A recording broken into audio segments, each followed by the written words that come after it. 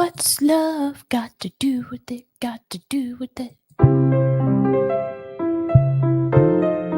Doobie-doobie-doo. Doobie-doobie-doo. Doobie-doobie-doo. I'm your host, sabrinasalvati. Doobie-doobie-doo.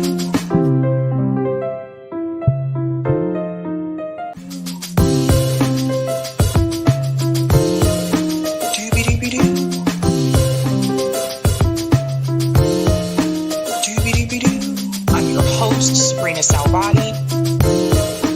Doobie-doobie-doo.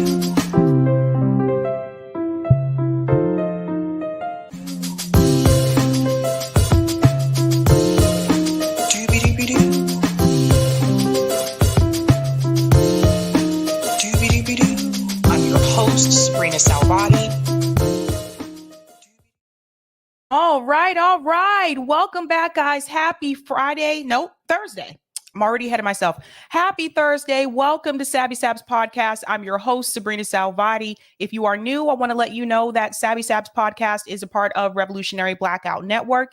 You can catch me there on Thursdays and Fridays, and you can catch me here Tuesday, Thursday, Friday, and Sunday. Shout out to everyone watching on YouTube, Rockfin, and Twitter, and welcome back, guys. Oh my gosh. We have so much to discuss tonight, so much to talk about. Let's go ahead and dive right into a couple of comments here, and then we're going to go ahead and get started because I know one of these stories is probably going to take quite a bit of time. Shout out to Lawrence, who's a Sabby member, says, Tulsi time. Expect the Tulsi trolls to show up for this. Shout out to Miguel, says, peace. Greetings, Joe, says, I still love Tulsi. Interesting.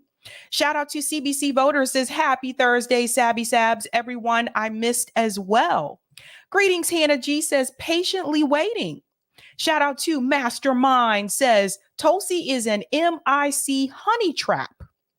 Greetings, Mayra, says, hand purple blue piece. That's the emoji thing. It doesn't show up on StreamYard.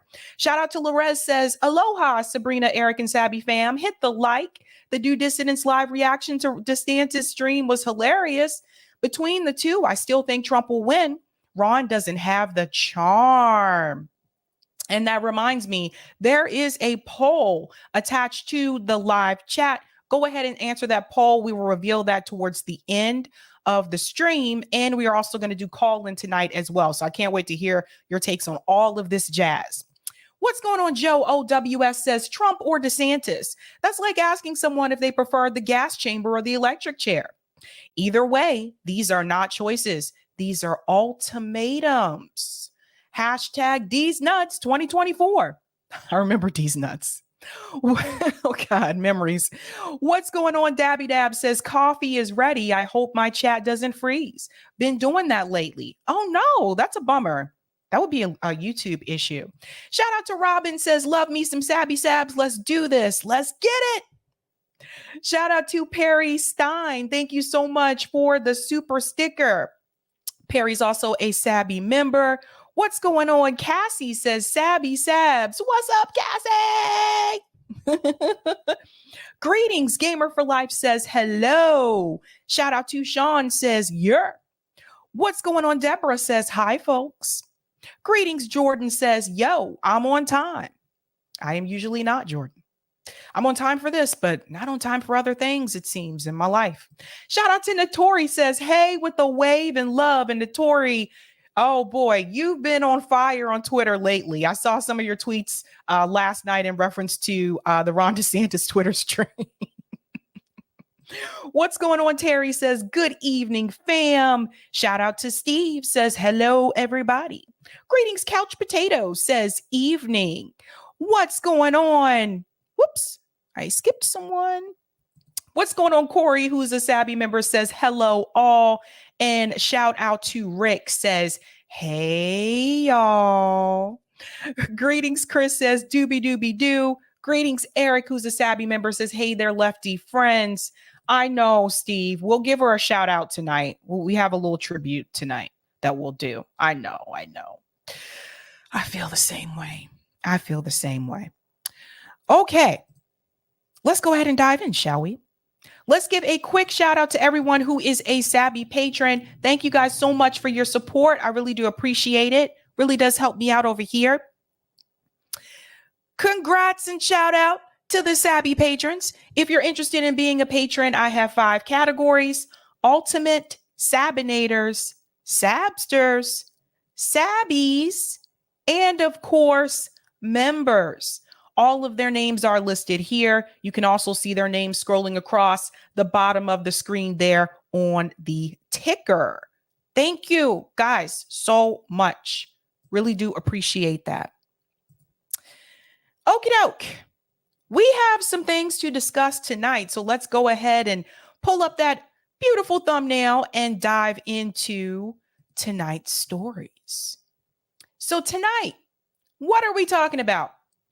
We are discussing Ron DeSantis' announcement for 2024.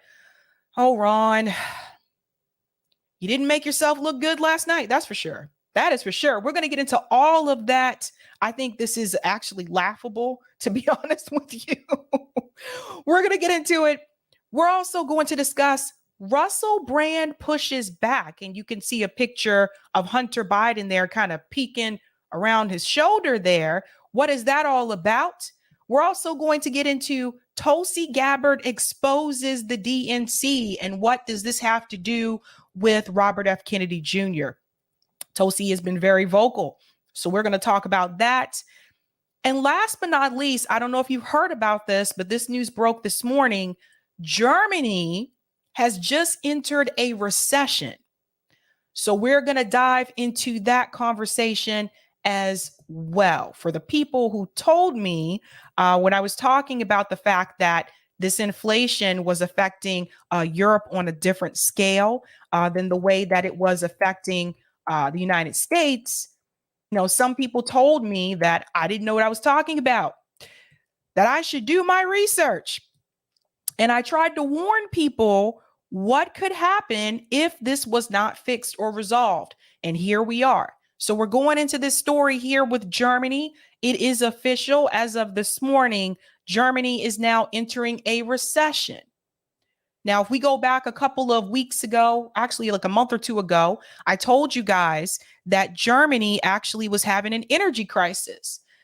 They couldn't afford the heat. The same thing with the UK. The UK people there couldn't afford the heat because they were depending on that pipeline from Russia for their heat. So the UK had set up facilities called warm banks where people could go to get heat that couldn't afford to have heat in their homes. I also explained to you that Germany was dealing with issues as well. This inflation has hit European countries to a different level than it has for people in the US. Now, we're still struggling, so don't get it twisted. But at the same time, it seems like they are being hit worse. So Germany has entered a recession.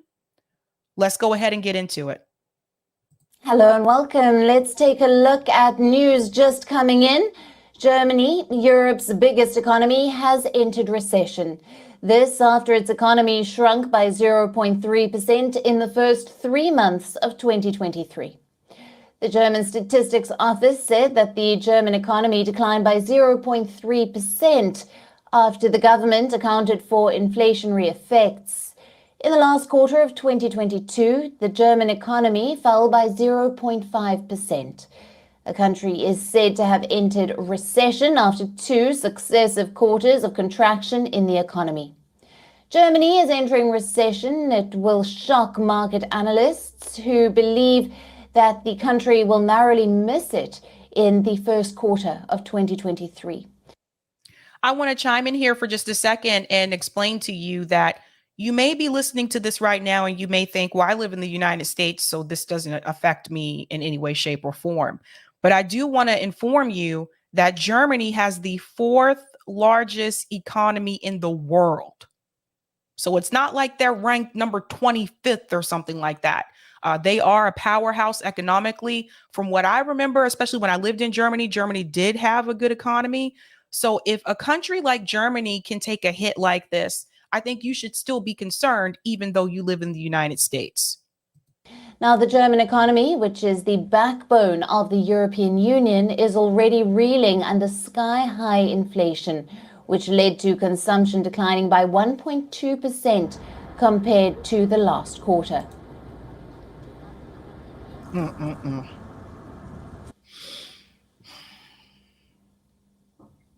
Now, for more on this, we are being joined by James Jackson, live from Berlin. James Jackson is a journalist and a political analyst. Thank you for being with us. Now, Germany has entered a recession. What will be its impact on the larger European Union and the global economy? Also, I don't know if this is her first time on air, but I feel like she is lacking a little bit of personality. It's just something I noticed. Like, she seems more robotic, but whatever's. Here we go. That's a really good question. I think off the bat, and thanks for having me, Alison. I think off the bat, it's worth pointing out it is recession, but it's a technical recession. So it's not a very big one.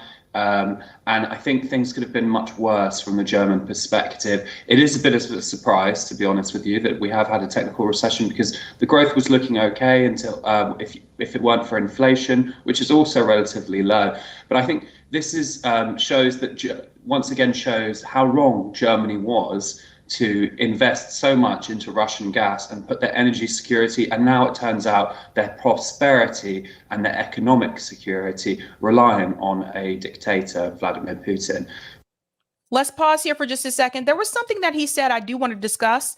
Notice that he said that it was a mistake for Germany to rely on Russia for gas. And that made me think about the United States, because we rely on other countries for oil, right? That's why we have the relationship that we have with Saudi Arabia. We rely on other countries like China for manufacturing. Even though manufacturing is growing in the United States, it's not the way that it used to be during my parents' generation or my grandparents' generation, actually. So that brings up another question. And I've said this before. Is it a mistake for the U.S. to rely so heavily on other countries for resources?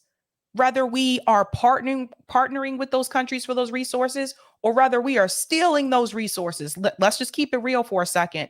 What do we produce here in this country? Manufacturing is one of the biggest criticisms. I think when you look at production here in the United States, there was once upon a time where a lot of the cars were made here in the United States and the parts were made here in the United States. And then someone decided to get greedy. Ford decided to get greedy. GM decided to get greedy and realized that they could get those parts actually cheaper in places, not just China, but also countries like Mexico, and lay off workers, have a smaller staff, and the CEO makes more money. So this is something that I think that we really need to pay close attention to. He said it was a mistake for Germany to rely on Russia for gas. Now, you know, there's a little bit of the kick there that he gave towards Vladimir Putin also. But I think we really need to pay attention to something like that. We don't really produce here the way that we should. Let's go on. What that will mean is, of course, Germany exporting. I don't think actually German exports will be impacted that much, because Germany gets lots of its economic strength from that. But this recession has been driven by a drop in demand. So what that effectively means is German consumers don't feel like they have money to spend. We've seen, in particular, new cars have not been sold within the German market. But that doesn't mean that there's not going to be demand for German cars outside of Germany. In fact, I'm working on a story about that right now, and I can say, in reference to car sales, new car sales are actually down in the United States as well. Just FYI, part of that is because of inflation. Part of that is also because more people are choosing not to buy cars in general. Particularly a lot of the Gen Z students that I've worked with don't want to own a car. They want to rely on public transportation, or they want to walk, or they want to bike. Bikes have really taken off here to the point where they created bike lanes in Cambridge and in Boston a couple of years ago. So that's a big part of it as well. But in reference to like new cars, like, no, like for the most part, you know, I don't think the majority of people that are working class can afford to buy a new car. I don't think the majority of people that are middle class can afford to buy a new car. The demand is high in China, but it could be dropping. So. Right. And James, Germany is the first major global power to enter recession. Is it a precursor to a larger financial meltdown globally? Pay attention. I don't think that it is. I think this is just a case, as I said, of the German economy being extremely exposed to the economic risks. Because if you look back to 2021, they were getting 55% of their gas from Russia. Obviously, that cut off massively. So the climate and economy minister, Robert Habeck from the Green Party, had to go around trying to find gas elsewhere. As I've spoken about on this show before, they've got liquid natural gas from the United States. They're getting gas from the United Arab Emirates. The transition has been managed quite well, and they have avoided catastrophe, but there has been damage done, and that's been seen in inflation, that's been seen in political damage. There's a lot of complaints right now about the energy transition and political destabilization and polarization, but I don't think we are seeing anything catastrophic. It's a technical recession, and I don't think the effects will be punched anywhere. It's quite a unique situation of Germany being a large economy that was particularly dependent on Russian gas. And of course, many countries in Europe warned them about that. But there was a strong political tradition within the German political class of seeking closeness to Russia. And of course, many of them now, including Gerhard Schröder, the former chancellor, now work for Russia. He's on the board of Gazprom. So there's a lot to criticize there in the German decisions made by the politicians, but I think the German economy is still strong. It's adapted well to having much less gas, and we are just unfortunately seeing the same impacts everywhere of inflation and a reduction in demand in household goods because they've. What was interesting to me is that he continues to say, you know, they relied on Russia for that gas and that gas was cut off, but he doesn't tell you how it was cut off. Like he leaves that part out. Like he's just like, yeah, well, you know, Russia, they just kind of cut it off. Doesn't mention who blew up the Nord Stream pipeline. Notice that? Have you guys noticed that? Yeah, he doesn't mention that part. That was pretty funny to me. More expensive. Right.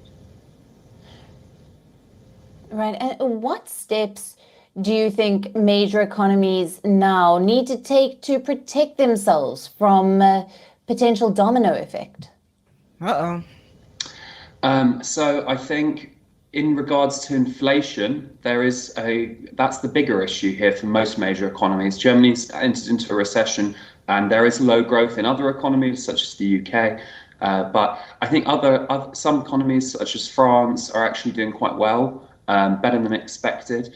And I don't think there is much risk of it catching, of the sort of fire catching and a chain reaction effect happening. But what they could do is, of course, try to boost spending, try to boost shopping and household spending, because that's what's driven the German reaction here. How are you going to boost spending if the people don't have the money to spend? The technical recession. So any kind of measures which could boost spending would be good, because of course with inflation people are already spending a lot without getting as much as they're used to, and so they might not want to buy what they see as luxury items such as cars, as I've said. So anything which can boost that spending, because actually household savings are not looking too bad in Europe from what I've seen. In other words, dip into your savings account and go buy a new car. Dip into your savings account and buy luxury items. Do you see what he's putting down here? This is kind of interesting to me. This is kind of funny. Like, household savings aren't looking so bad, so dip into your savings account and buy luxury goods so it'll help out the economy. That is his recommendation there. Very interesting. What's going on, Danny? Hello. I see Danny Haifong is in the chat. So the Wall Street Journal actually posted an article about this as well. This is actually where I saw this because I'm subscribed to them. So I got the email that says Germany enters recession. And I was like, oh boy, we got to talk about this. So let's go ahead and dive into it. Wall Street Journal says Germany enters recession in blow to Europe's economy. Blow to Europe's economy. Now, doesn't that sound different from what the guy just told you in the video? You got to show different points of view here. Second straight quarter of contraction in Eurozone's largest economy might prompt greater caution by central bankers. Now, this is coming from Paul Hannon. Germany slipped into recession during the first 3 months of the year as households cut spending in response to sharply higher prices for energy and food. With Europe's largest economy now having shrunk for 2 quarters in a row, meeting the technical definition of a recession, the Eurozone as a whole may also have contracted in the first quarter. So let's go on here. The development doesn't fundamentally alter economists' views about the country's immediate prospects, and any decline in output in the broader region is likely to have been modest. Still, a recession in the Eurozone would deflate some of the optimism that has built up around the currency area's economic prospects in recent months. It could also inspire greater caution among policymakers at the European Central Bank as they prepare to raise interest rates further. So remember, we've talked about these central banks before, how they have that ability to increase the interest rates. So if that's going to happen, according to the Wall Street Journal, then that means that people in Germany are obviously going to have even less money to spend. I want to talk about tourism here for just a second. Germany is not one of these countries where there's nothing to do. They do have tourism. You can go to Berlin, you can go to Munich. Like, there's so much history in Germany. I know, I pretty much grew up there. There's so many things that you can see. And what that also tells me is that for whatever reason, could be due to the inflation, but when people start to decide where they are going to spend their money and where they are not going to spend their money, usually they will cut back on things like travel, vacations, tourism, going out to eat for dinner, things that are typically expensive that you can avoid and you don't really have to do. Buying luxury items, like he mentioned, not buying cars, not buying jewelry, like things like that. So that tells me that even the tourism part in reference to Germany obviously is not flourishing. And that's a shame. People just don't have the money to do it. People don't have the money to go on vacation to Germany and travel and visit all these sites. And there's a lot of things to see there. But this is a big sign I think people should pay attention to. It goes on to say a technical recession would be a change in the overall narrative on how resilient the Eurozone economy has been over recent years. This is coming from Bert. He's an economist at ING. Germany's statistics agency said Thursday that gross domestic product, a broad measure of the goods and services produced by an economy, was 0.3% lower in 3 months through March than in the final quarter of last year. It had previously estimated that the economy flatlined in the first quarter, having contracted by 0.5% in the final quarter of last year. The agency said a 1.2% fall in household consumption was the main reason for the contraction, as households saw their spending power eroded by a surge in food prices. What a lot of us are dealing with here in the US right now. Expensive groceries. The cost of eggs and meat. They're dealing with that as well. In March, German households were paying 21.2% more for their food purchases than a year earlier. 21.2% is a lot. Let's go on. I feel you, Ryan. I said the same thing. Ryan says this recession will be far larger than '08. The global pressure are much greater. No bailout in sight. I said the same. I agree. In months immediately following the invasion of Ukraine, economists had warned that Germany faced a high risk of sliding into recession, given its reliance on Russian supplies of natural gas. But economic data releases at the turn of the year appeared to indicate that Germany would avoid that fate. The revised figures for the first quarter confirmed that the world's fourth largest economy had succumbed to recession, but one less severe than feared when the Kremlin cut gas supplies in summer of 2022. Let's highlight this right here. You see what they're doing here? When the Kremlin cut gas supplies in summer of 2022. See how they're blaming Russia for it? No mentioning of Seymour Hersh's article None of that. None of it. Business surveys have pointed to a return to growth in Germany during the second quarter, but the impact of higher borrowing costs and a weak expansion in many of its main export markets point to the possibility of a renewed contraction in the 3 months through September. Higher interest rates will continue to weigh on both consumption and investment, and exports may also suffer and economic weaknesses in other developed markets. That's coming from Palmas, an economist at Capital Economics, who expects decline in GDP during both the third and fourth quarters. Should the estimates for growth in other Eurozone members be unchanged, the new measure of GDP for Germany suggests the currency's area's economy as a whole contracted slightly in the first quarter. The European Union Statistics Agency currently estimates it grew at an annualized rate of 0.3% after shrinking by 0.2% in the final quarter of last year. While that change in measured output would be small, it may have an influence on the ECB's interest rate decisions over coming months. The ECB economists raised their growth forecast for this and subsequent years in March, partly in response to a picture of the Eurozone economy at the turn of the year that now appears overly optimistic. So it's here.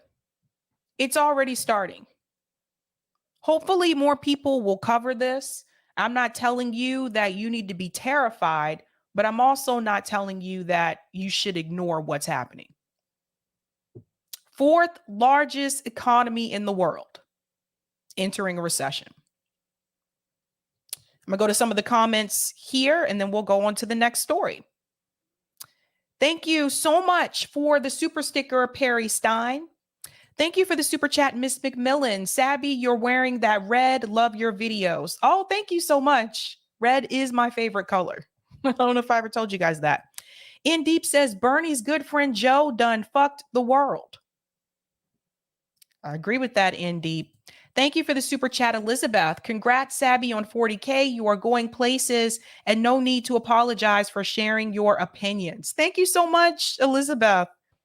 The Oracle says the mistake was not relying on Russia, but to rely on the United States as a geopolitical ally. Ouch. No way, says Germany had no problems with Russia until the USA told them they had problems. And Brent says CJ and Kit got themselves removed today. Unreal. I think I'll have a slice of censorship for dinner. What do you mean? I'll check that. I'll check. Hopefully you're not referring to the stream. I can check that though. Okay. Speaking of checking things, Tulsi Gabbard has decided to once again check the DNC and the Democratic Party with their bias, their rigging. And this is in response to, of course, you know, Joe Biden has two primary challengers, Marianne Williamson and RFK Jr. Fox News was discussing the polls from Americans about how they feel about how Joe Biden has handled the economy, whether or not they approve of Joe Biden. And Tulsi Gabbard had some things to say. She took this opportunity not to just address that the majority of American Democrats do not want Joe Biden to run again, but also to address how the Democratic Party works and how they fix things in such a way that is unfair to anyone that they feel is outside of the status quo. Listen to this clip. There's more bad news for President Biden, who is getting low ratings on pretty much every key issue ahead of 2024. A new AP poll reveals that 66% of Americans disapprove of the president's handling of the economy, 67% disapprove of his performance on gun policy, and the same percentage disapprove of his handling of immigration. We're just going to look at these pictures. I want to look at this picture for just a second. Look at the numbers. Look at the numbers. 66% economy, disapprove. 67% gun policy disapprove, immigration 67% disapprove. And yet Joe Biden doesn't feel that he should have to debate his primary challengers. When the majority of Democrats, they don't even want you to run. They don't even want you to run. Let's go on. It's crazy. Absolutely crazy. They are literally dragging this guy over the finish line. This is exactly what they're doing. Of his performance on gun policy, and the same percentage disapprove of his handling of immigration. Meanwhile, Biden continues to face questions about his age and fitness to serve, even from those within his own party. Hillary Clinton now among them. Now, there was that heart-stopping moment where he almost fell over coming downstairs a day or two ago. Is that a concern? Well, I mean, it's a concern for anyone. And we've had presidents who've fallen before who were a lot younger, and people didn't go into, heart palpitations. But his age is an issue. And pause. So why is it okay for Hillary Clinton to admit that Joe Biden's age is an issue, but RFK Jr. and Marianne Williamson will not say it? They have been interviewed multiple times and they have been asked that question and they won't answer the question. But here's Hillary Clinton, who's not even running, by the way, not even primarying Joe Biden. And she's willing to say his age is an issue. What is happening here? What has happened? What is going on? They should have jumped on this way before Hillary Clinton. I told them back then, no, say it. Yes, it is a problem. And it's not necessarily his age, but his mental decline. He is declining right before our eyes. We can see it. Yay. Oh, my God. people have every right to consider it. That sets from the 60s. So Congresswoman, she's right. And that was a neutrally objective statement, frankly, that absolutely all Americans should consider it. They should consider everything when weighing in on a presidential campaign. Perhaps this issue, however, will be more heavy than most. I think it certainly is top of mind, given there's constant reminders of what a concern it is. But when you look at all of these different issues, Democrats are not happy with the work that President Biden is doing. So it should be a red flag to everyone watching to see how hard the DNC is trying to make sure that he is not held to account for his record. Simone Sanders was on Morning Joe the other day saying there will be no primary debate. There will be no stage for Bobby Kennedy or anyone else because the DNC will not allow it. It is all about Joe Biden. And I think it just reveals their hand. They are deathly afraid of Bobby Kennedy. They will do all that they can to pretend like he doesn't exist. And if he continues to build momentum, they're going to do everything they can to try to destroy his candidacy because they don't want voters to have an actual choice. They don't want to have a conversation where our president, his record will be examined and criticized. And Tulsi, of all people, should know. She ran in 2020. She remembers the Democratic Party, the DNC, changing the rules during the primary debates so that some people would be removed from that debate stage and so that other people could just walk right on, like Michael Bloomberg. So Tulsi remembers, and we're going to do a flashback of that. I'm going to show you what Tulsi was able to say before she was removed. But this is something that really needs to be said. The fact that they don't want voters to have a choice, and they don't. The person has already been selected. To her point, what she said about Simone Sanders, 100% true. Simone Sanders made the statement and said that, no, there is not going to be a debate. The Democratic Party has chosen Joe Biden. I mean, Simone Sanders basically let the cat out the bag, blatantly telling the American people, if they would actually wake up and listen to what she was really saying, that the Democratic Party has already selected the person that they want in that seat. And anyone else who chooses to run against him is either going to be, to Tulsi's point, either ignored, or as someone like RFK Jr. starts to gain more momentum, they're going to smear him more and more heavily and heavily. This is why when I'm talking about these candidates, I'm giving you the good, the bad, and the ugly, because I don't want you guys to come back next year and be like, nobody told me about this. I just told you about the connection with RFK Jr. and Jeffrey Epstein. Whether you like RFK or not, you need to know about that. So there are good and bads. And even with that particular situation, it seemed like the connection was more so with his previous wife.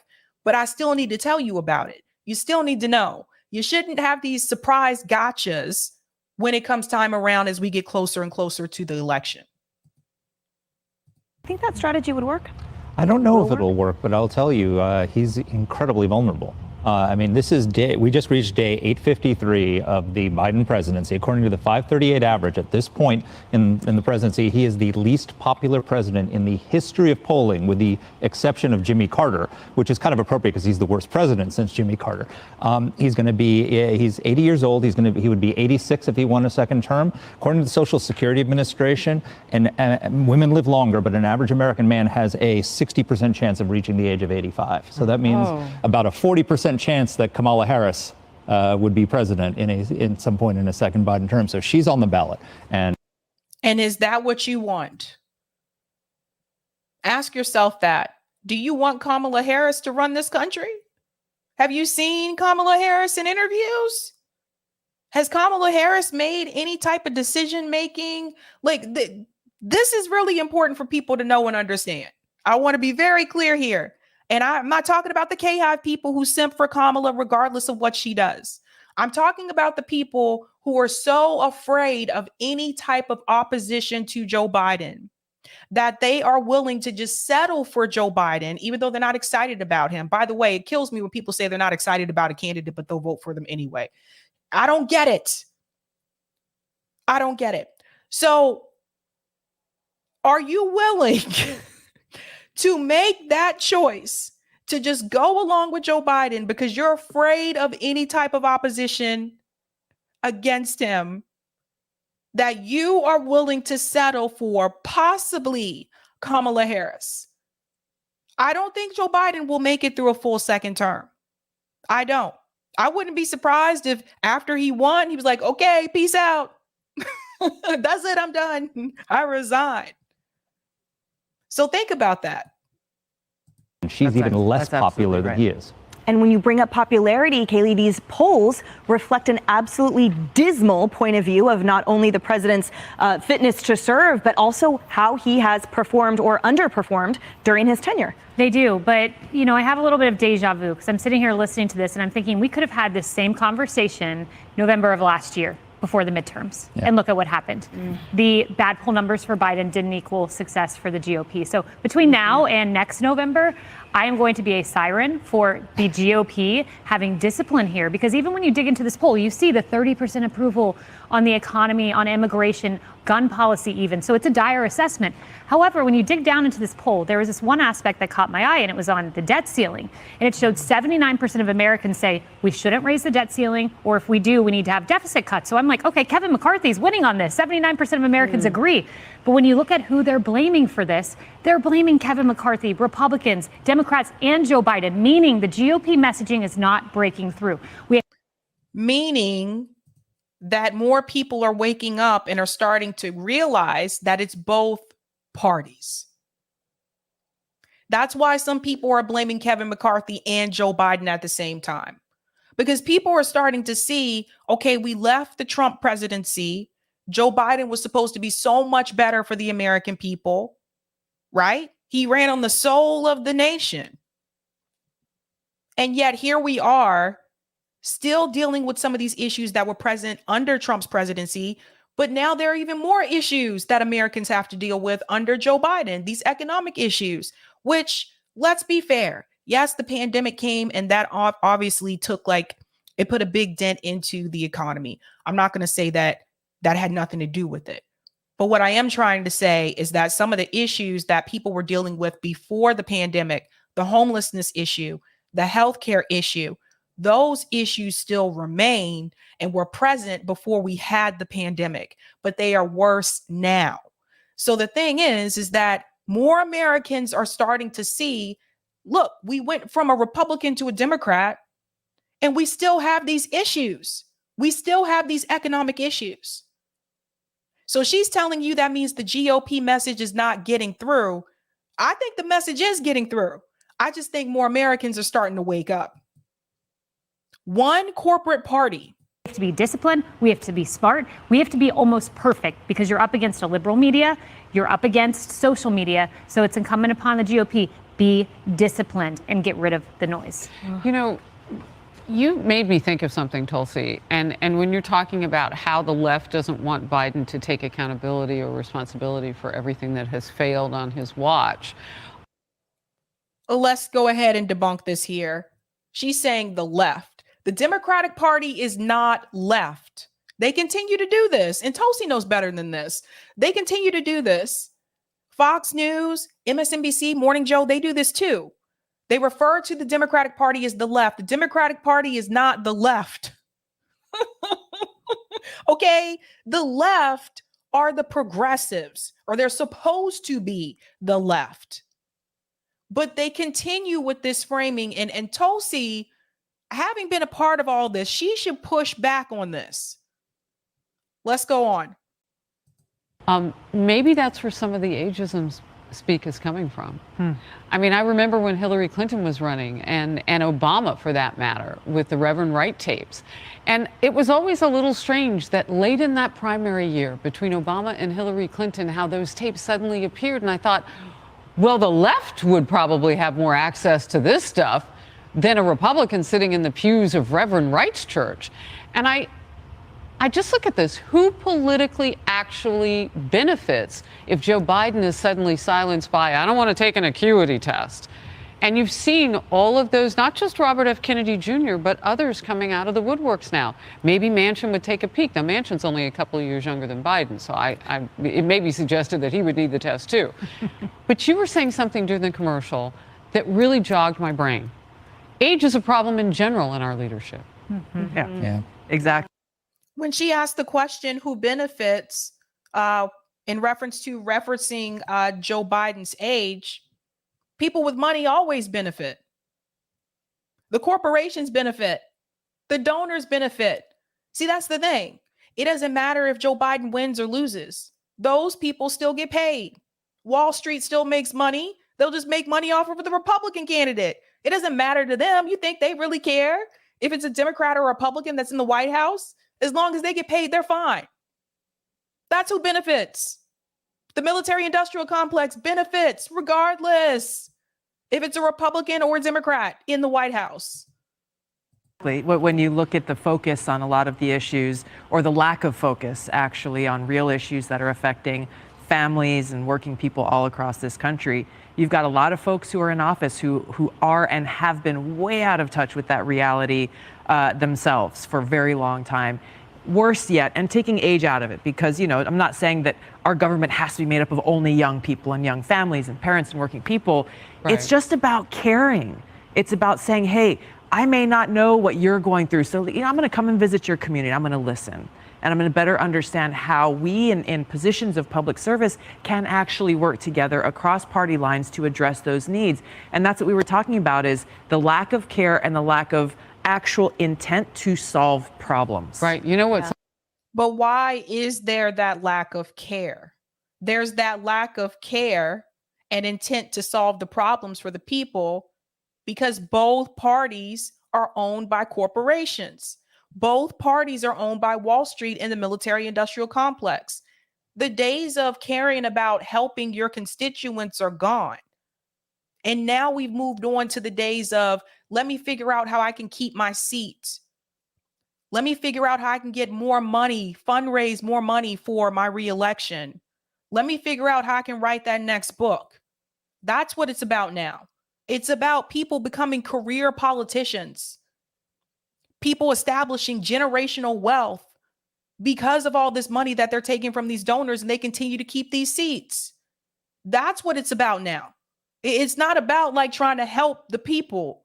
Those days are gone. And this is something I would say to RFK Jr. too. I know he wants to bring back the Democratic Party to a point in time when his uncle and his father were a part of it.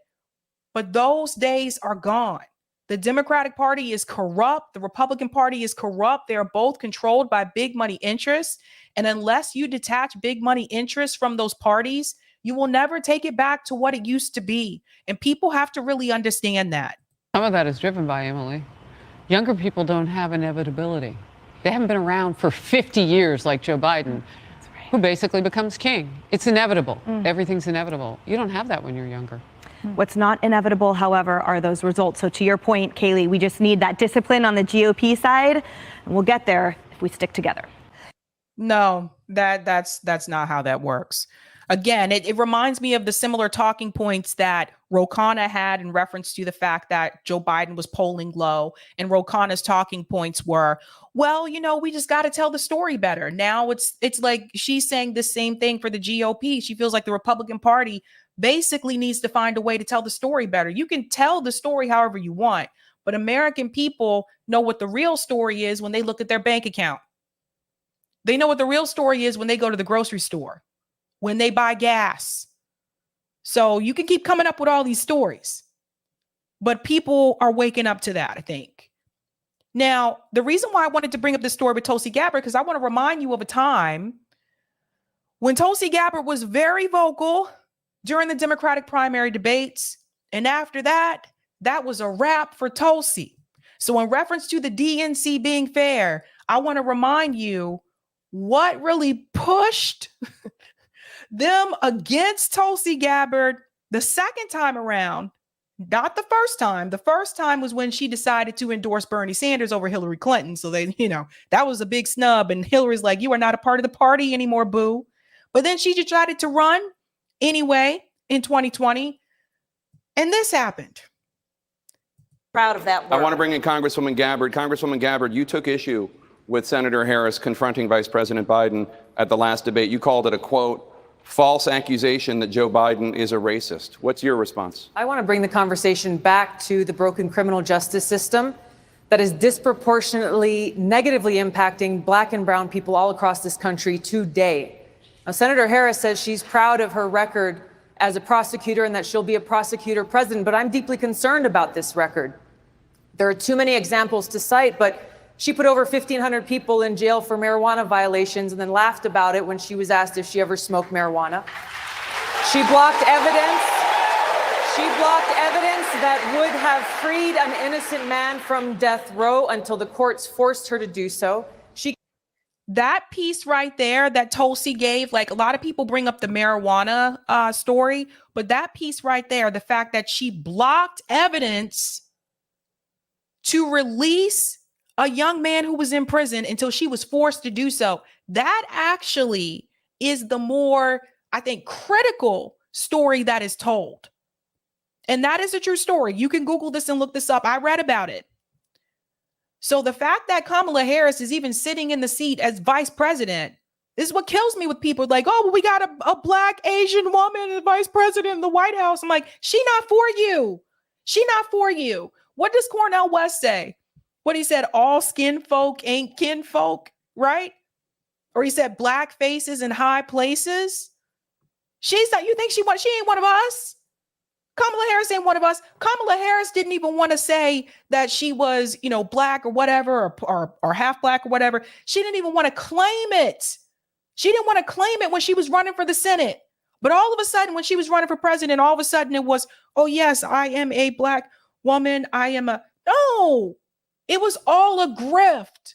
It was all a grift. And she knew how to climb her way up that ladder. Kamala Harris knew exactly what to do. But the piece that Tulsi just gave you about her blocking evidence that was preventing a young man in prison from being free, that is actually more important than the marijuana conviction story.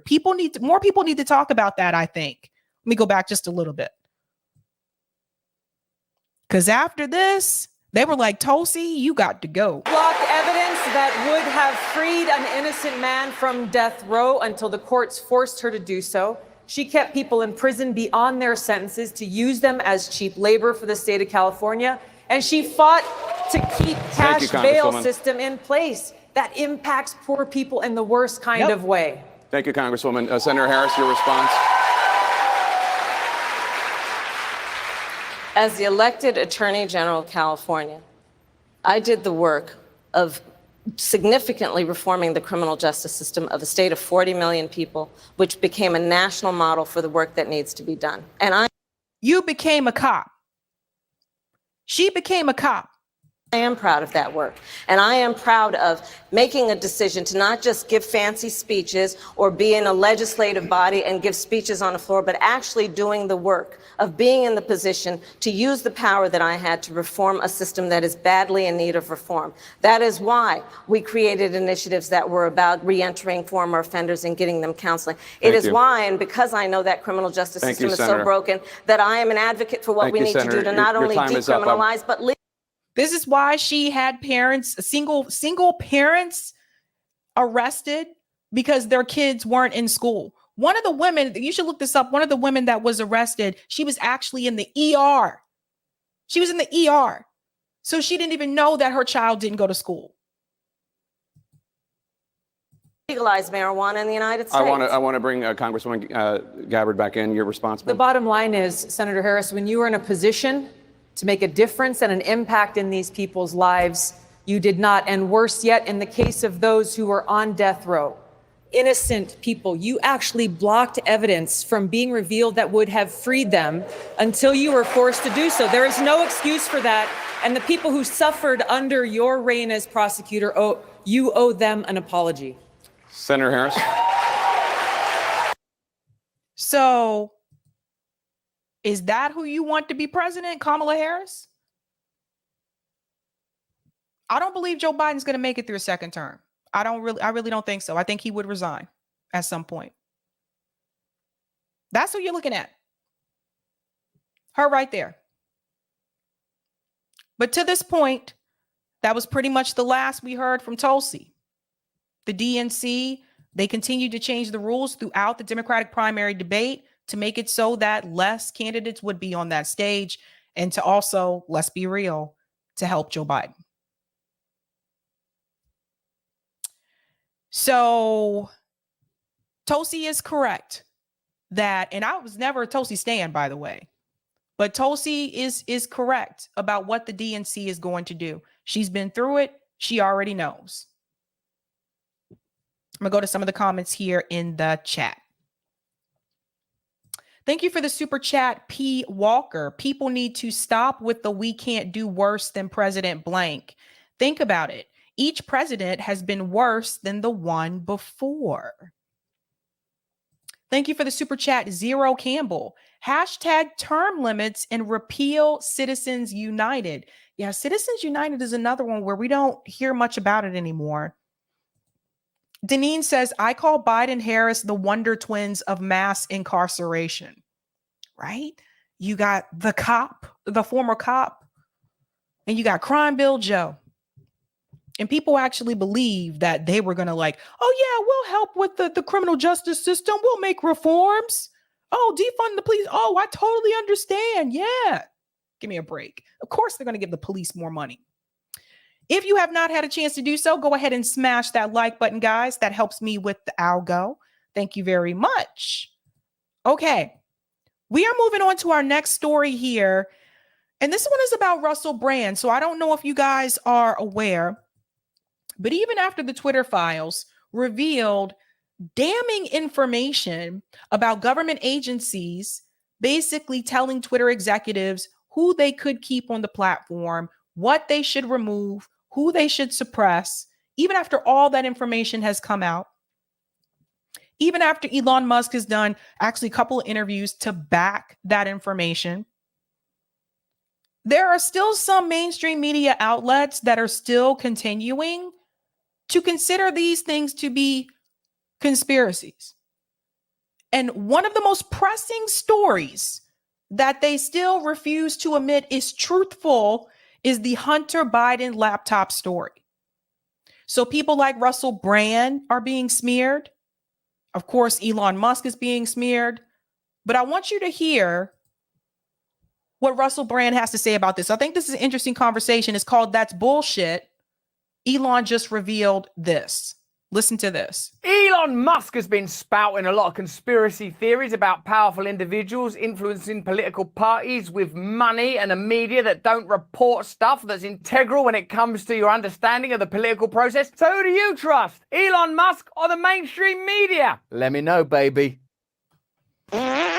Hello there, you 6.4 million awakening wonders. Thanks for joining me on this voyage to truth and freedom. Together we will scrutinize this data. Together we will pick the bones of truth from the carcass of a dying world. Elon Musk has been on the mainstream media since his acquisition of Twitter, and while many of you might have questions about his new CEO appointment, someone who's once worked with the WEF, he still certainly riles the mainstream, whether it's talking about donations to the Democrat Party, stories that are censored, information about the Bidens that's kept out of the mainstream. Many of these tales appear to be designed to provoke the Democrat liberal establishment, and yet Elon Musk, as you know, I'm sure, voted for Joe Biden in the last election, the poor old wrinkly lovable old sod. So let's have a look at Elon Musk live with the mainstream, and let's look at some of the facts about what he's saying, and try not to get whooped up into tribalism and try to just discern, well, is it true? Is it true? What to do? What to do? Tesla CEO Elon Musk never shies away from causing controversy or just talking about it. And that was the case when he sat down with CNBC anchor David Faber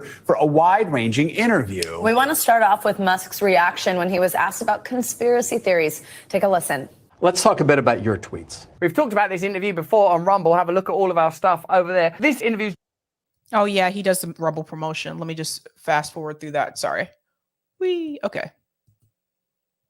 Some who would call others conspiracy theories. At this point, and let me know if you agree with this in the chat, the term conspiracy theory could be understood to mean information that the mainstream don't really want you talking about. The main conspiracy theory that we report on, as a matter of fact, is that powerful government and corporate interests collaborate in order to subvert democracy. We've got some evidence, though, so it's not a total conspiracy. Yes, but I mean, honestly, you know, some of these conspiracy theories have turned out to be true.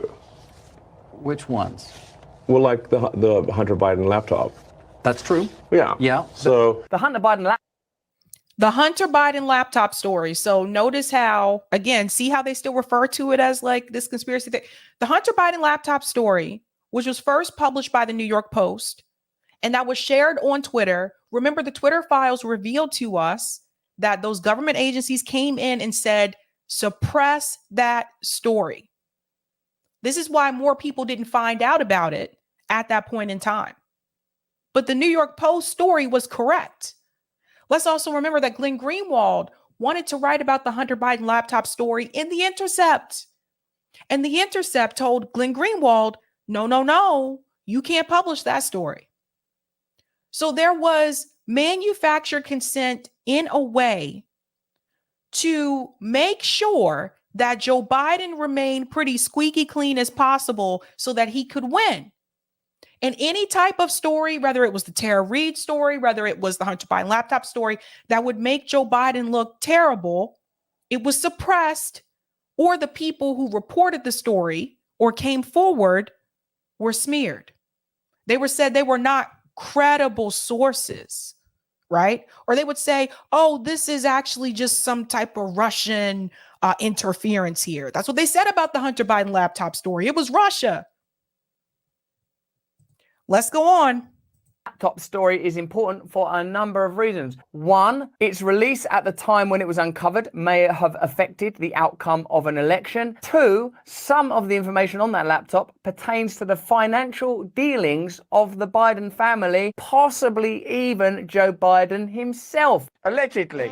What we're interested in is the management of reality and how the mainstream media functions as a propaganda unit, ensuring that you're only exposed to certain information and denied access to other information, and that is always expedient to their desired outcomes. Elon Musk, like Donald Trump before him, even if you have a distaste for aspects of their nature, are important because they are powerful enough and influential enough to be a bull in the china shop of the neoliberal establishment. Even if you dislike Trump, or even if you dislike Elon Musk, clearly they are doing something that outrages the mainstream, I would suggest, because of the way the mainstream keeps attacking them. Let me know if you agree in the chat. I just want to chime in here for just a second. Let's all remember that he said Elon Musk did vote for Joe Biden. So it's not like Elon Musk supported Donald Trump in 2020 and then said, okay, let's look into that Hunter Biden laptop story. Let's get more information out about that. No, he supported Joe Biden. He supported the Democratic Party. I think that bothers them even more. pretty big deal. There was Twitter and others engaged in active suppression of information that was relevant to the public. That's a terrible thing that happened. That's election interference. But how do you make a choice? You don't see, I mean... At that point, Michael Cera, Owlman, could look to the great, vast news organization around him and say, should we make some changes? Should we try to objectively look at information and look at the likely outcome of reporting or not reporting on particular stories? The mainstream media immediately just rolls past that point and on to inquiring along the same lines. Whether it's the cause of our inflation, the cause of the pandemic, the cause of the current war, only one side of the story is told. And do you notice that the side of the story that's told allows governments to regulate and powerful business interests to do powerful business? I mean, for example, even today, Elon, you tweeted this thing about George Soros. Well, I'm looking for it because I want to make sure I quote it properly. Yeah, because the mainstream media, they've got to be responsible for the way they tell stories. You basically... It reminds me of Magneto. This is like, calm down, people. This is not like made a federal case out of it. You also you said he wants to erode the very fabric of civilization, and Soros hates humanity. Like, when you do something like that, do you I think that's true. That's my opinion. Okay, but why share it? Elon Musk is obviously powerful. Did you hear what he just said? That's the dangerous part.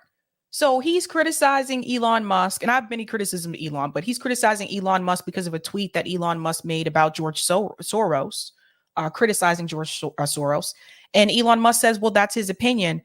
Well, the reporter says, but why share it? Do you see how far this is going with censorship? You see how far this is going? You can't share your opinion? Would it have been okay if it wasn't George Soros and he made that comment about someone else?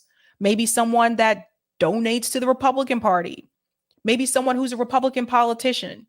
Someone who is not connected with the Democratic Party. Would it have been okay then? Probably. But not George Soros. Don't criticize him because he gives a lot of money to the Democratic Party. That's what this is really about.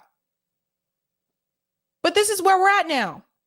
Why share it, he says. Aye. Powerful enough to actually be himself. What an incredible advantage that is in a world that increasingly wants to inhibit and prohibit who you are. I don't think that freedom, or indeed freedom of speech, means the ability to be horrible to one another, but it does mean the ability to speak openly and freely. Now, with the case of George Soros, it's clear that what is being alleged is that in criticizing George Soros, Elon Musk is being anti-Semitic because of George Soros's Judaism. But more significant, as far as I'm concerned, than the particular religion or race of an individual is this in the case of George Soros. He was the largest donor in the midterms. He donated $128.5 million to supporting Democratic candidates. That is what's important about George Soros. He donated a significant amount of money to the Democratic Party. That's a powerful and influential figure. I think investigating and interrogating what is expected in return for that $128 million does not mean that you're engaged in prejudicial or bigoted behavior, because prejudice by its nature is an attack on a group of individuals, and if it's an attack on an individual, you could say that there are subtle dog whistle tricks being used. But what we're talking about here is power. George Soros doesn't donate $128.5 million to the Democrat Party for no reason at all. He does it for a reason. That's right. And what are those Democrat politicians doing in favor for George Soros? What are they doing to get that money? Do you think he just woke up one day and said, I think you guys are nice people, I'm just going to give you a bunch of money, and ask for nothing in return? That's not how politics works. George Soros.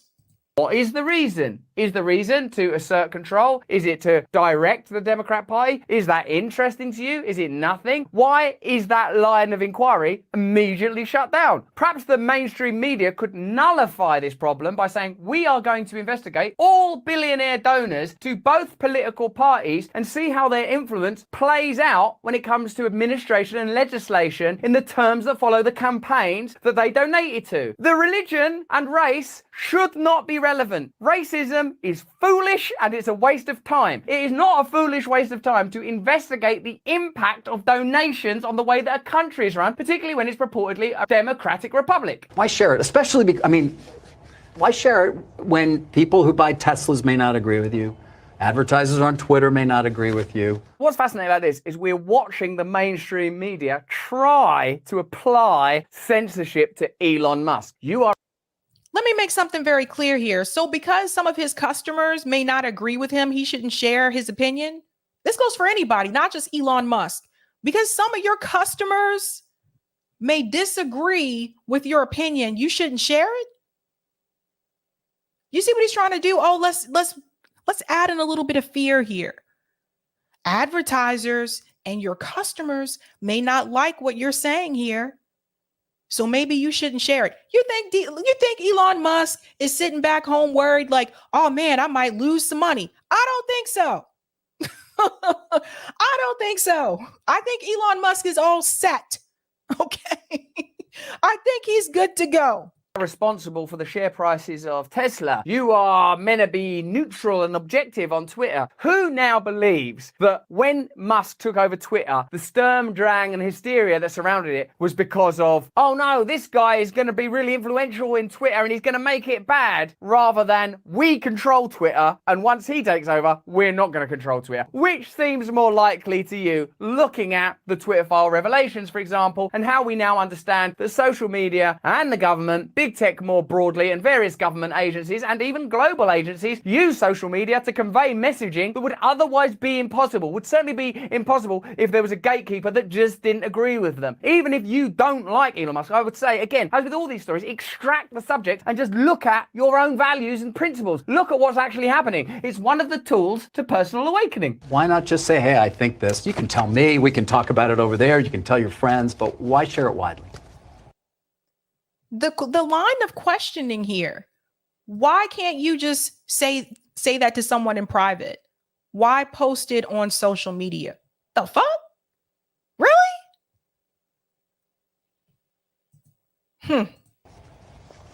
I mean, this is freedom of speech. I'm allowed to say what I want. You absolutely are, but I'm trying to understand why you do, because you have to know it's got it puts you in the middle of the partisan divide in the country. It makes you a lightning rod. What did I tell you? See, this is what it's really about. He mentioned the partisan divide, right? Elon Musk explains that it's free speech. He's allowed to do that. So the reporter goes, well, you absolutely are, but, and it's that but that I want you to hold on to. He goes on to explain that this can make you a part of a partisan divide. So it goes back to what I was saying earlier, that if was not George Soros, someone who gives a lot of money to the Democratic Party, they wouldn't have a problem with this. You want to know the reason why the status quo on both sides, by the way, why they're so adamant against, no, there shouldn't be billionaires. You know why they're so against that? Because both of those parties depend on them. They depend on them. Those same billionaires fund the media, whether it's Rupert Murdoch, who owns Fox News, whether it's Larry Fink, who owns BlackRock, and BlackRock shareholders with some of these media networks. So they control the media. The media backs the status quo narrative from the State Department. Those status quo politicians depend on that media to get their message across and for people to support them. If you take out the billionaires, you're going to see a lot of problems in reference to how politics works in this country. Why do you guys think they're so against this? This is why when Bernie Sanders was traveling across the country saying there should be no billionaires, they're like, oh, God, this message is so incredibly dangerous. Yes, because your network depends on them. What a mess. Jeez. For criticism. I mean, do you like that? People today saying he's an anti-Semite. I don't think you are. No, I'm definitely. I'm like a pro-Semite, if anything.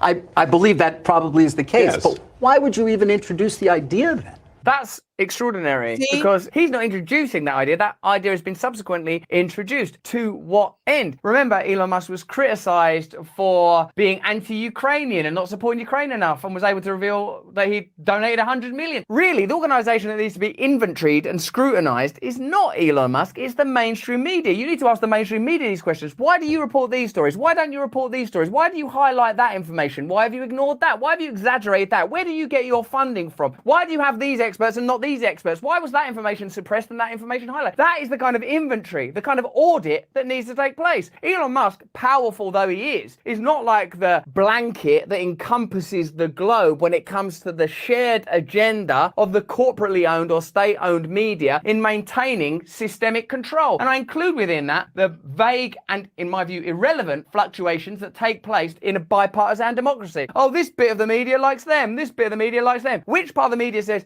they're both corrupt? Well, this is great fun, isn't it? But it's not paying us a single penny. How on earth am I going to keep myself in elaborate gowns if the algorithm keeps directing you to CNN and MSNBC and Fox through our sponsors? I'll make it funny. Stay with us. Hello there, you awakening wonders. Today's show. And then the sponsorship comes in.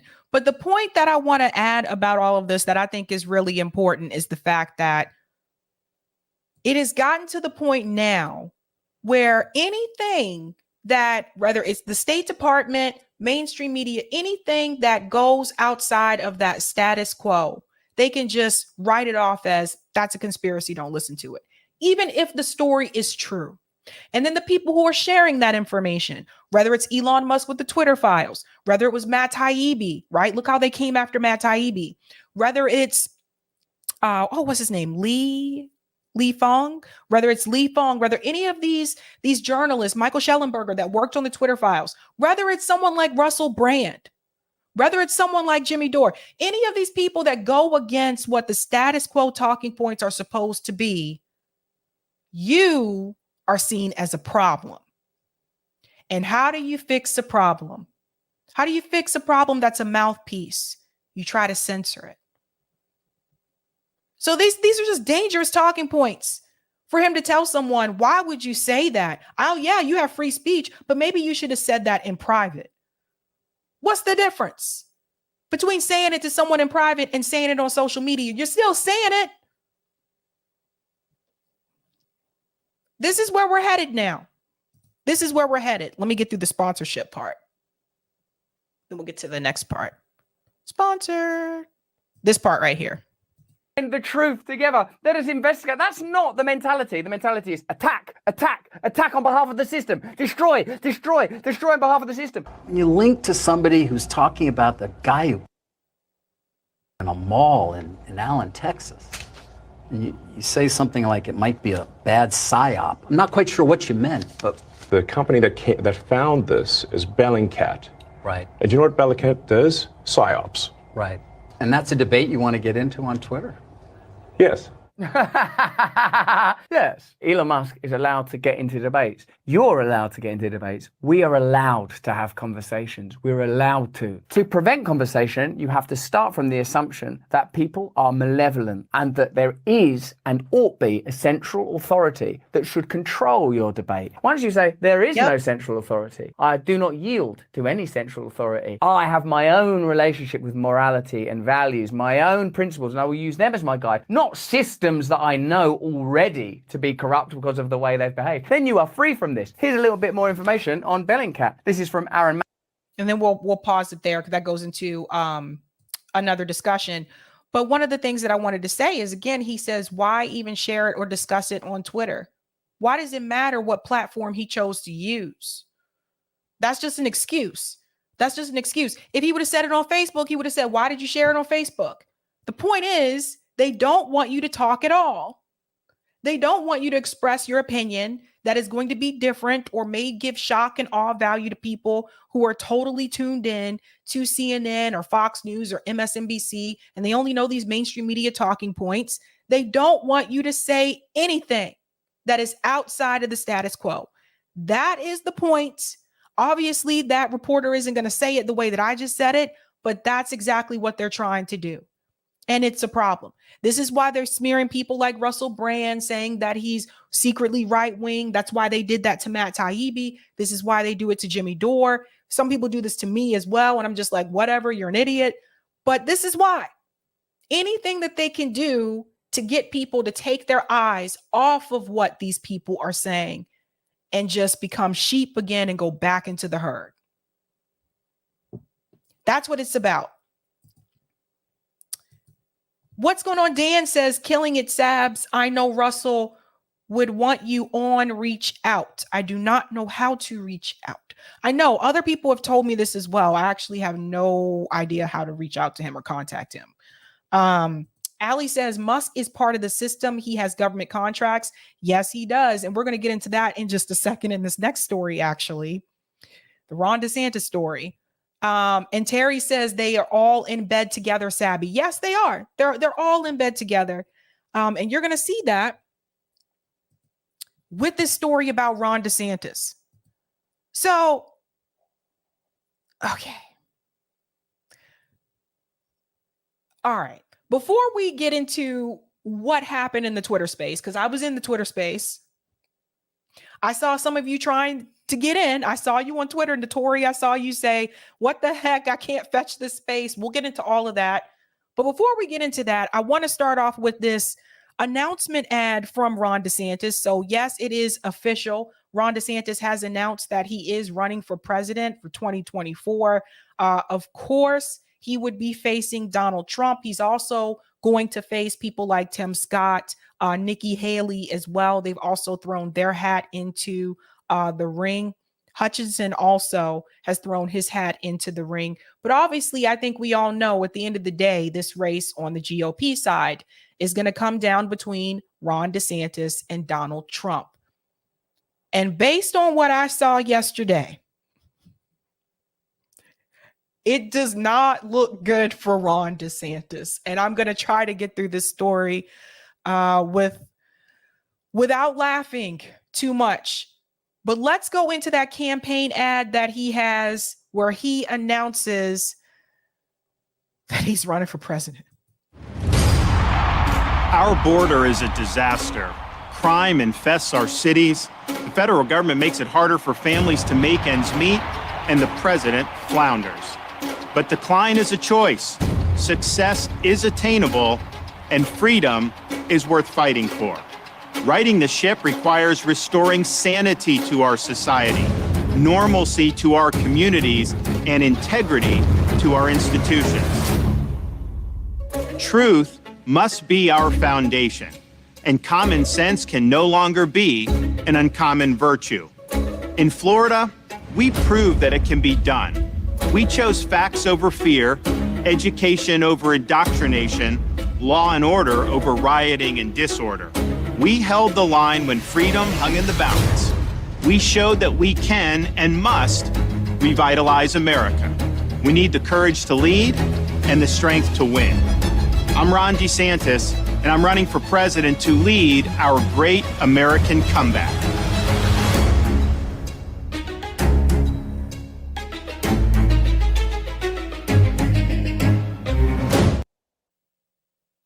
So that's the campaign ad. I don't know how you guys feel about the ad, but it was interesting to me towards the end to lead, the country in our great comeback. I'm like, okay, so are you trying to make America great again like Donald Trump? I didn't really feel original. Did not really feel original. Now, last night, he decided to make this announcement via Twitter through a Twitter space. Let me tell you what happened in the Twitter space. So I struggled to get into the space as well. Originally, when I clicked on it, it said unable to fetch space. And then I tried it again and it let me into the room. So there were hundreds of thousands of people in the room. I am sitting there waiting very patiently, and I'm not really a patient person, but I waited. It was obvious that Ron DeSantis had difficulty connecting. Like you could see underneath his name, it said connecting. So that took some time. Obviously, because there were a lot of people trying to enter the space at the same time, there was technology issues. it seems like the servers just couldn't handle the amount of people that were trying to enter the space at the same time. Look, technology does not always work. Sometimes it fails. Sometimes it bombs publicly in front of a lot of people, and it can be embarrassing. That's what it is, but that's not the issue I'm about to stress right now. Those things do happen. Problem is, it seems like they didn't test this out the day or a couple days before. Typically, with something like that, you would want to test it out a couple days before, right? Especially if you're bringing in a crowd like that. 2, while we're sitting there waiting for Ron DeSantis to connect to the space, there was no one talking. It was complete silence for like 20 minutes. So I'm sitting here and I'm like, is my volume up on my phone? Oh, yes, it is. Like, how come no one's talking? You have Elon Musk there as a speaker or as a host. You also have David Sachs there as a host. And here's my thing. During that time, when we were waiting for Ron DeSantis to get connected and speak, someone could have been saying something instead of us all just sitting there listening to dead air. That's how you pivot from that. So there were technical issues. The technology didn't work out the way it was planned. But what do you do in the meantime? You talk so that people just aren't sitting there for 20 minutes and there's no one talking. So there's that. That's one part of it. 2, now Mario Nawful tweeted this out. Now he hosts a lot of these Twitter spaces. The numbers. Let's talk about the numbers. Total listeners between David Sachs / Elon Musk space and our live stream is over 6.5 million listeners and rising. The CNN town hall with Trump only had 3.3 million. The death of mainstream media, enough said. And then he has the recording here. So he posted this last night at 11:05 p.m. And so this is one of the purposes of, Ron DeSantis announcing this on Twitter. I told you again, Elon Musk wants to make Twitter a one-stop shop where you can come to Twitter not just to tweet, but also to write articles. That's why he was trying to suppress the Substack links, but also to see actual shows that can compete with mainstream media. Problem is, based on what I saw or listened to in that Twitter space last night, I don't know, bud. I don't know. I don't know if someone else should have hosted it or what, but yes. So there were more listeners, 6.5 million listeners. Now, this information came out again at 11:05 p.m. last night. During the time when it was presently live, there were people that were criticizing it and that were making fun of it, saying, oh gosh, like I had more people when I did this. AOC was one of those people that criticized it. And believe it or not, but Morning Joe also criticized that space. Let's go ahead and get into it. So that's Governor Ron DeSantis touting the number of people who tuned in to his troubled and glitchy presidential announcement yesterday on Twitter. Of course, the numbers didn't come close to how many people streamed April the giraffe giving birth. That's a big one. Okay. That was huge. Nor when AOC played a video game on Twitch. So I want to pause here for just a second because this isn't the number that I saw. So peak audience members for live streams, Ron DeSantis 2024 launched 300K. When I was in the Twitter space, I saw over 700,000 people. So I'm not sure when they tried to tune in, if they got there right at the beginning, if they stayed until the end, I don't know. But the number that I saw was higher. But the point that they're trying to make here is that not as many people tuned in. This wasn't as big as they thought it was going to be.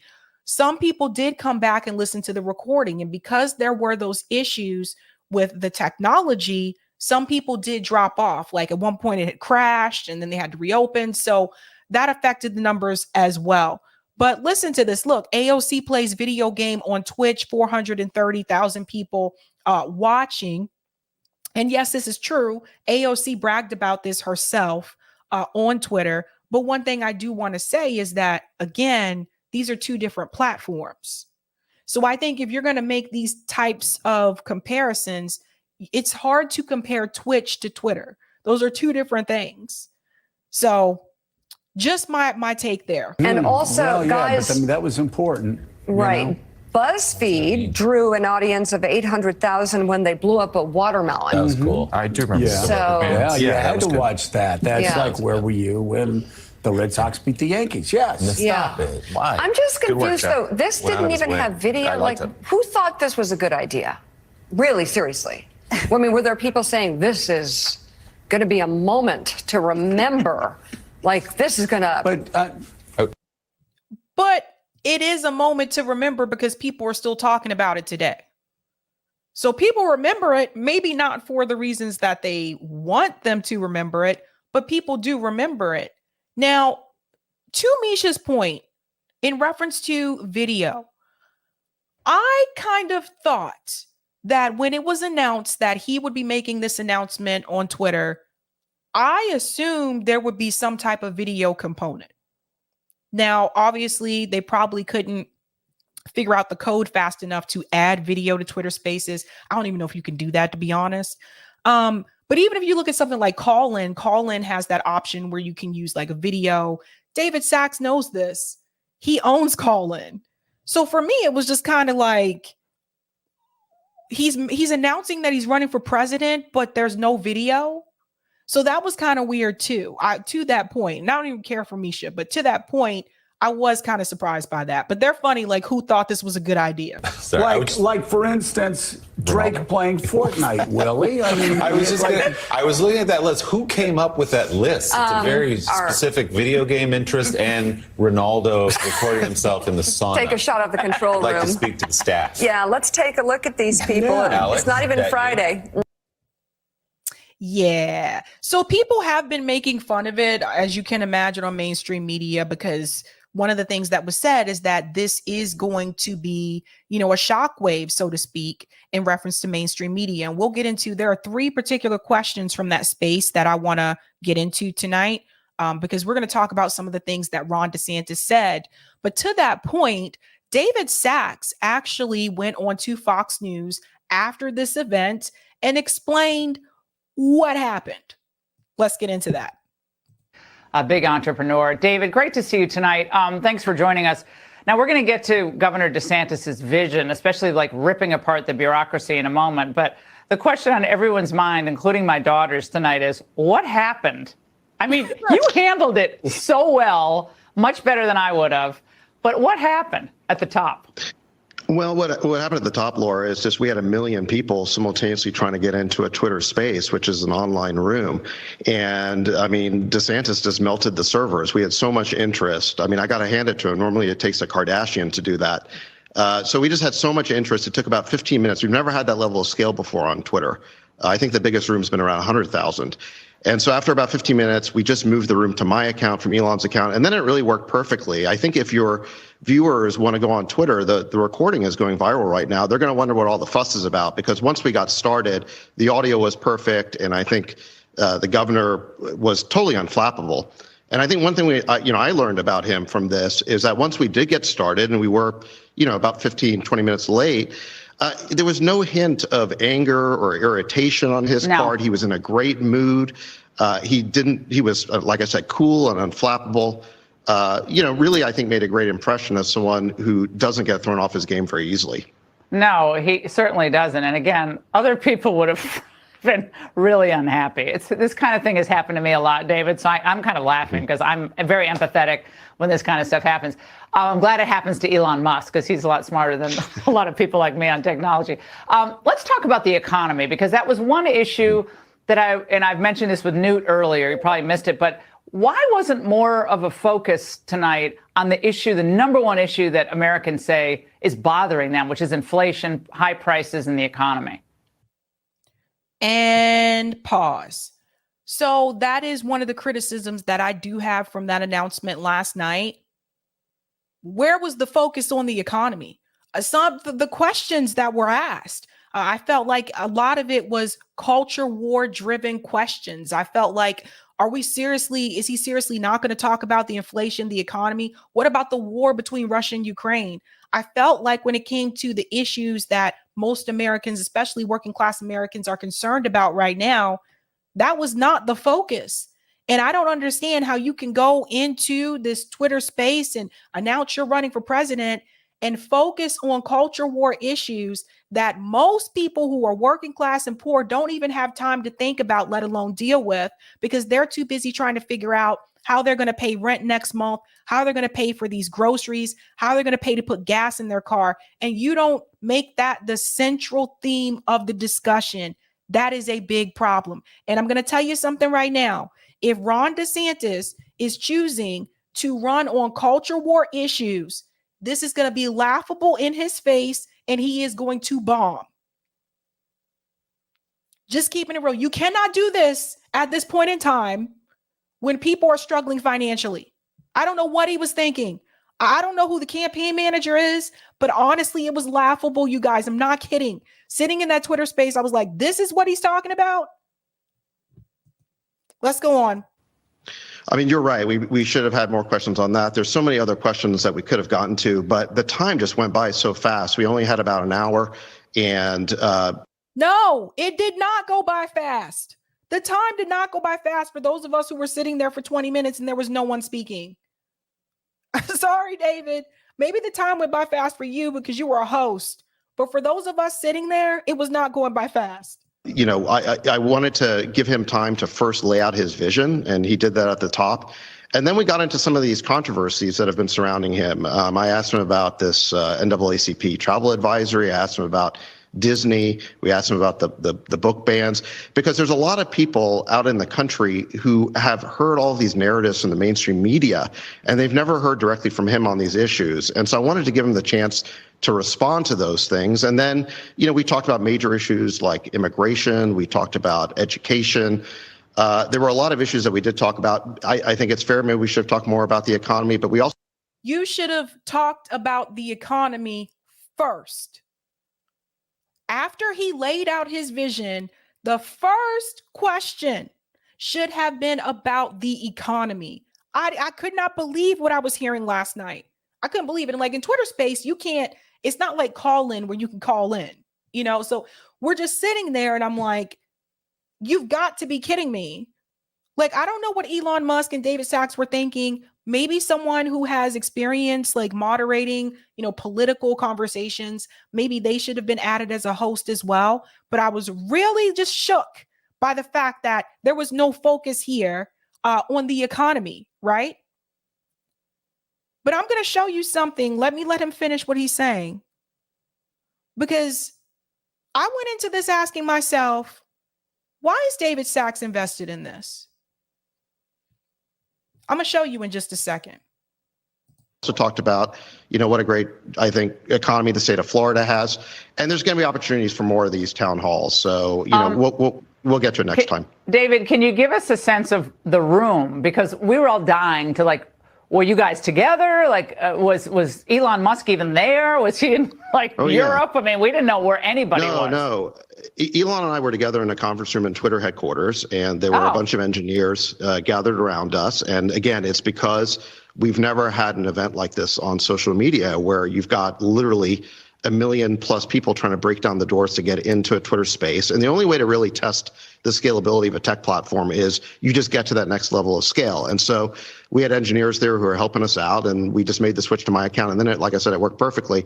But it was me and Elon sitting next to each other, and we tried using his phone, then we tried using my phone, and it worked out great. So DeSantis was in, I think, Florida. And so this is the magic of a Twitter space, is that everyone can be in different places, no problem. That was fun because we had no idea where anyone was. We wanted photos of all of you, but, you know, we got none of that. Really quickly, Ukraine was an issue that, you know, I care about a lot because, you know, I'm kind of against all these wars of choice, and I think we're blowing a lot of money and not sure what we're going to get out of it in the end. But what about if DeSantis wins? What do you think is going to happen on that score? Well, I'm 100% with you. I mean, I think Ukraine is a proxy war of choice. I don't think we should be in wars of choice. I think it's so dangerous to be in an escalatory spiral with Russia, which has thousands of nuclear weapons. What I've heard DeSantis say about this issue is that what's happening in Ukraine does not rise to the level of a vital American interest, and we should be trying to achieve a ceasefire. So, my take on it is that where DeSantis is that he would work to achieve a ceasefire as president, whereas my sense is that Biden just keeps trying to ratchet this up and escalate this thing. So I think I'm with you on this, Laura. That was not the impression that I got. Now, we need to talk about David Sacks before we get to those questions in the Twitter space, because there's something that I want to show you. Again, always ask yourself, why are they so invested? Now, obviously with Elon Musk, Twitter is his platform, so of course he's going to be involved. But I've been seeing David Sacks kind of making the rounds. I've seen him on different shows. Obviously, he owns Callin. I'm on Callin, but Callin has now been sold to Rumble, so I don't know what is going to happen with that. So there's that as well. But I think you need to see something. Scoop overnight. A few months ago, Ron DeSantis made a clandestine trip to Silicon Valley. This is coming from Teddy, by the way. That's where David Sacks, the ascendant Republicans donor, was throwing him a dinner to introduce him to various tech leaders.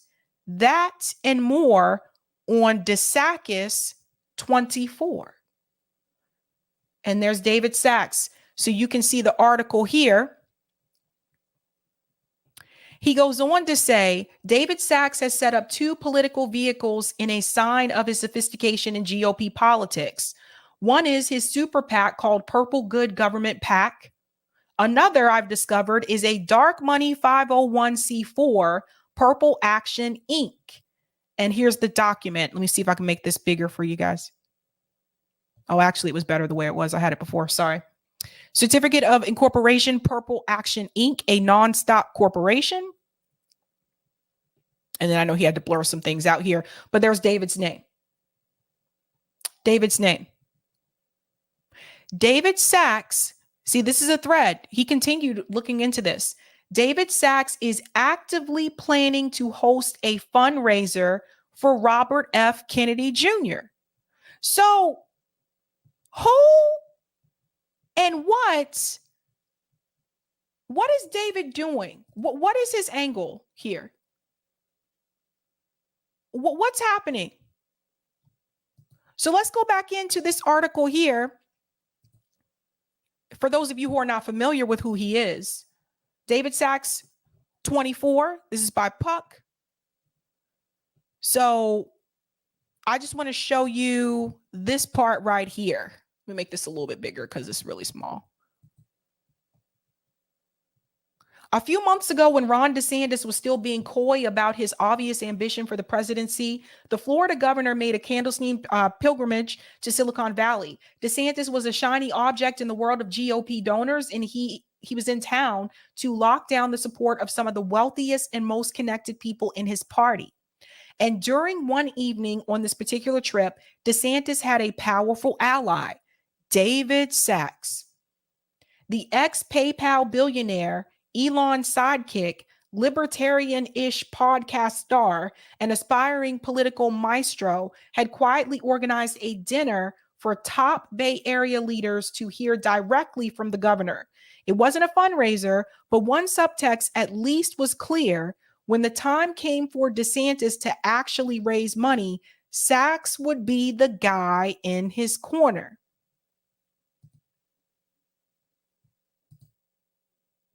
So you have David Sacks, who seems to be helping out Ron DeSantis in some way, shape, or form, but at the same time hosting fundraiser for RFK Jr. So you got RFK Jr. who's running as a Democrat, and you have Ron DeSantis who's running as a Republican. And what that goes to show you is, again, at the end of the day, it doesn't really matter who wins.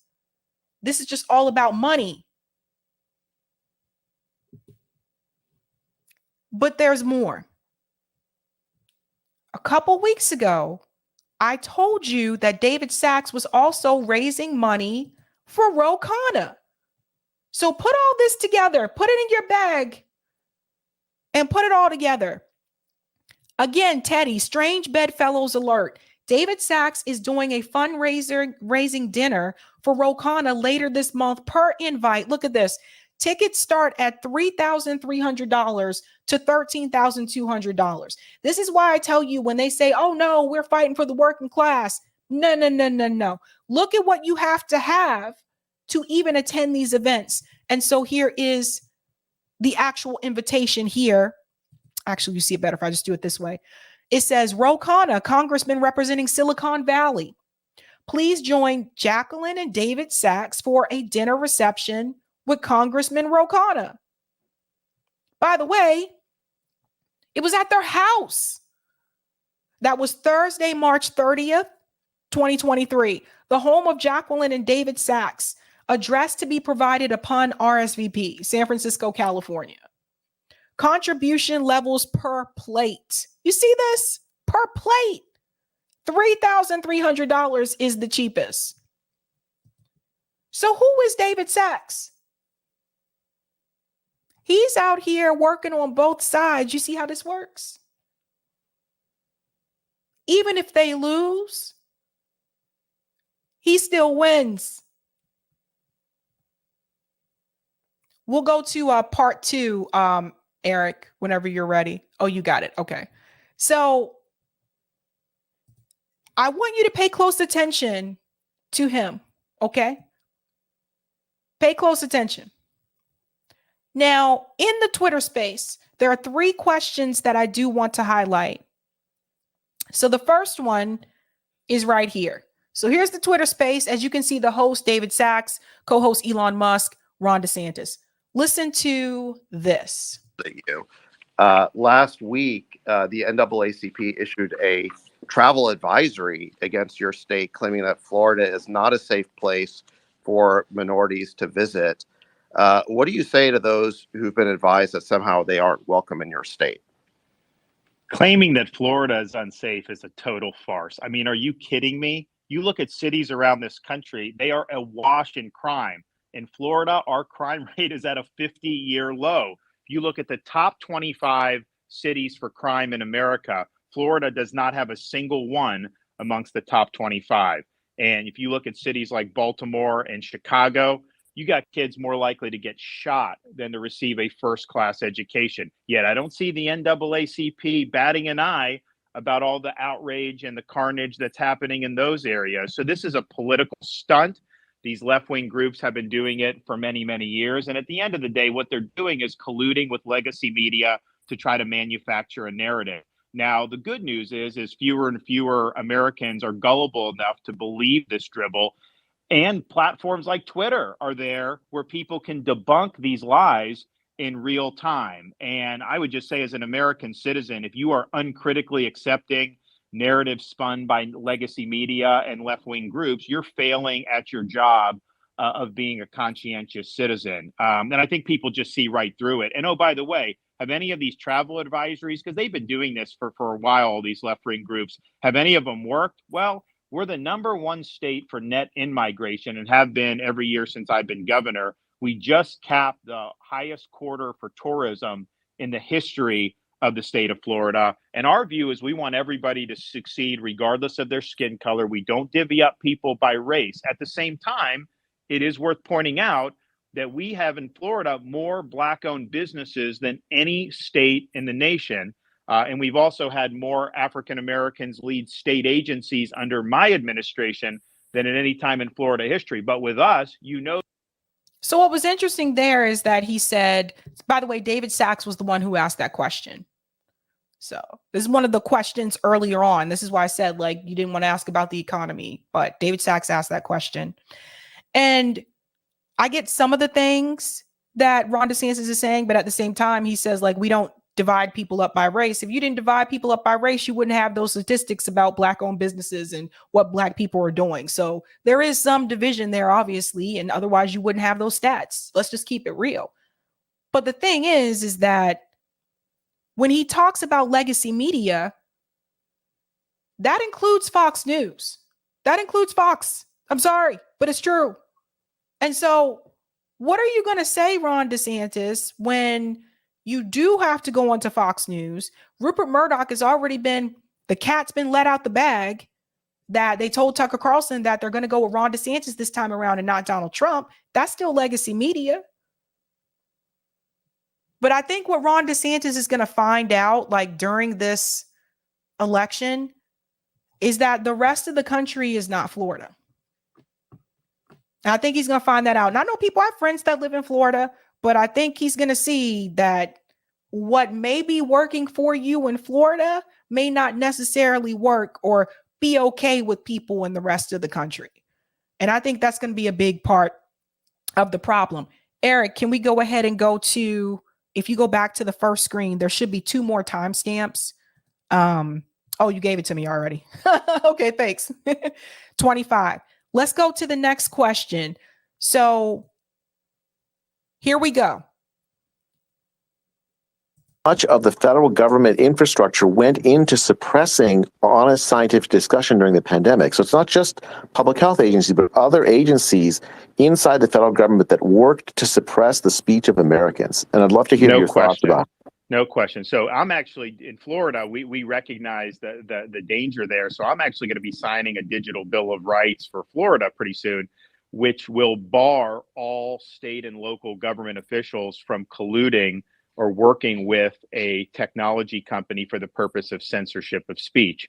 Because you're exactly right. You had people in the White House, you had people in all these other agencies working with these platforms to try to take it down. And oh, by the way, what did they censor Dr. Bhattacharya for? It was a roundtable discussion that I led and convened. We had Dr. Bhattacharya, MD, PhD from Stanford. We had Martin Kulldorff from Harvard Medical School, and we had Sunetra Gupta from Oxford, who was generally viewed as one of the best epidemiologists across the pond until she became anti-lockdown. So these are all eminent people. And what are we discussing?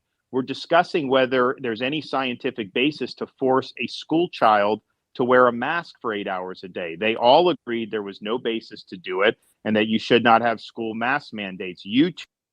Just going to pause that for a second because it gets into that discussion that YouTube doesn't like too much. But one of the things I noticed during this Twitter space is that he sounds just like a politician.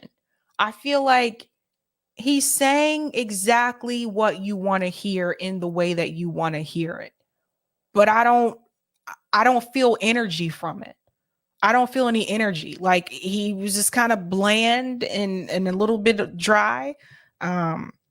To me, but he just it's just very politician-y. Like there's no fire. There's no like heart or gut and you can't see any emotion because it's not on video.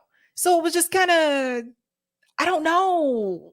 It felt milk toasty. Like it just, I don't know. I don't know.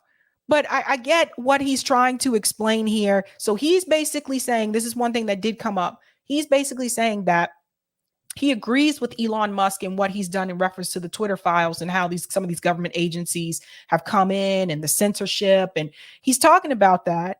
But at the same time, then some people would also argue and say, but Ron DeSantis, haven't you censored people in Florida as well? Like, aren't you doing like your own version of censorship? Now, he said in the Twitter space that Florida actually has not banned any books. He said that's been exaggerated by mainstream media. I don't know. I get Marco Rubio vibes from him. I think that's what it is. He kind of reminds me of Marco Rubio, only he doesn't look like Zach and Slater from Saved by the Bell had a baby, but he's giving me like those vibes. Let's go back in. We'll go to, actually, I just got to jump ahead a little bit because I think I just want to skip past that part. There we go. And yes, I think the federal government, FBI, DHS, any of the health agencies, it's unconstitutional for them to be delegating speech restriction to a private company. You can't do indirectly what the Constitution would clearly forbid you to do directly. Let me pull.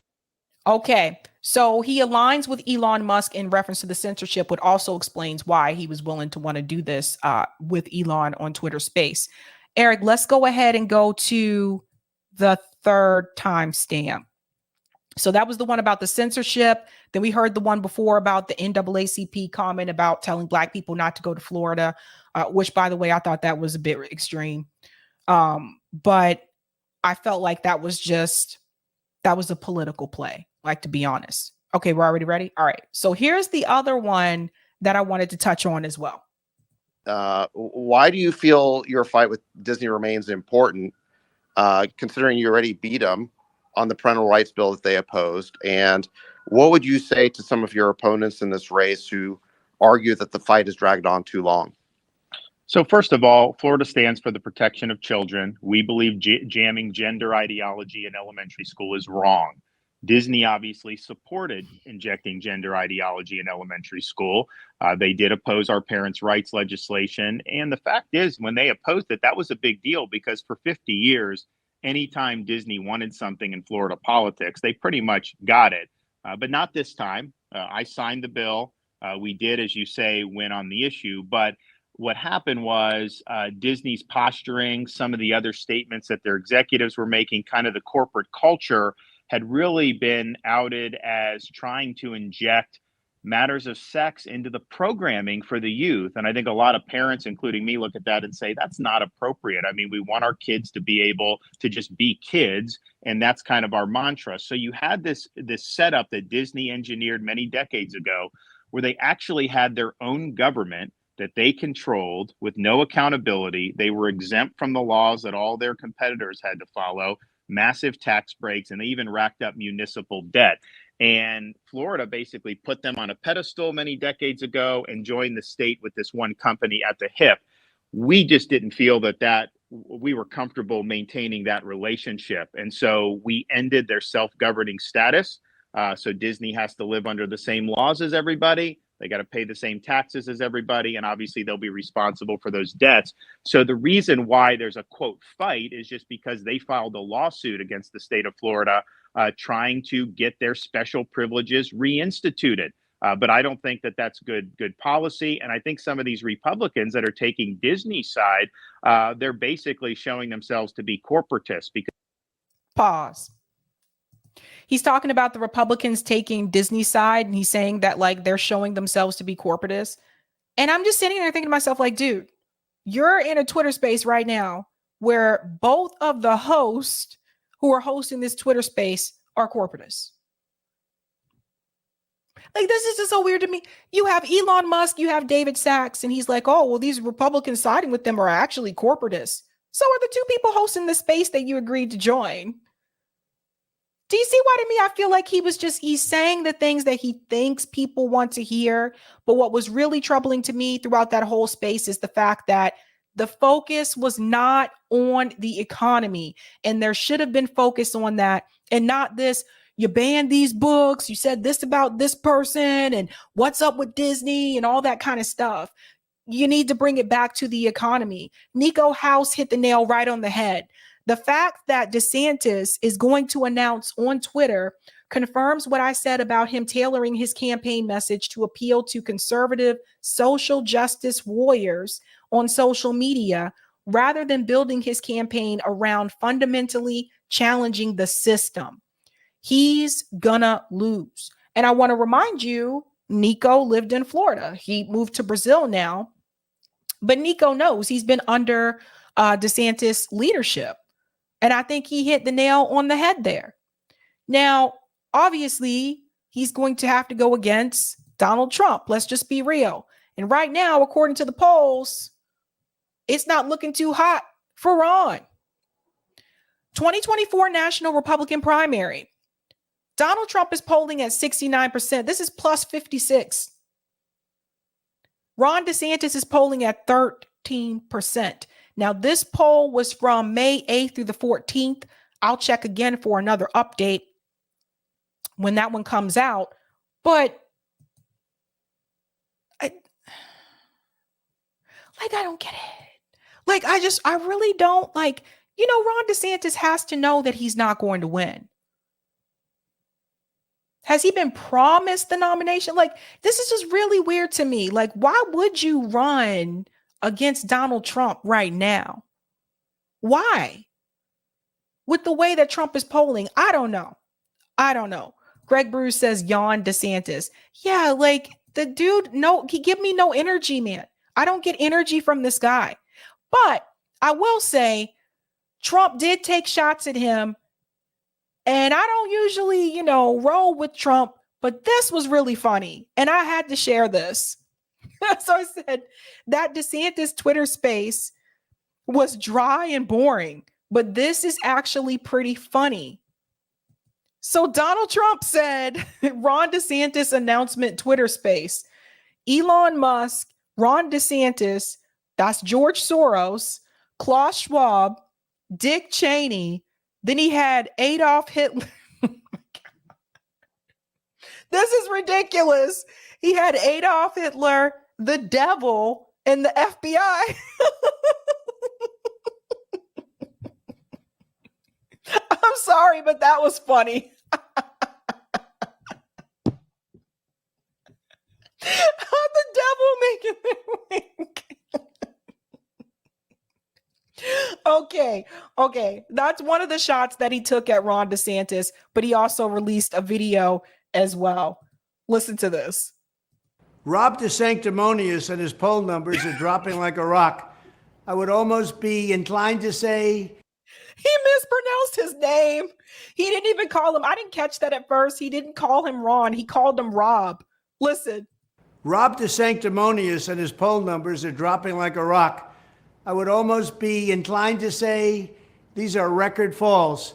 The question, is Rob just young, inexperienced, and naive, or, more troubling, is he a fool who has no idea what the hell he's doing? We already have one of those in office. We don't need another one. We need MAGA. Make America great again. That's what we want. Make America great again. We have no choice. This is the last shot we've got at it.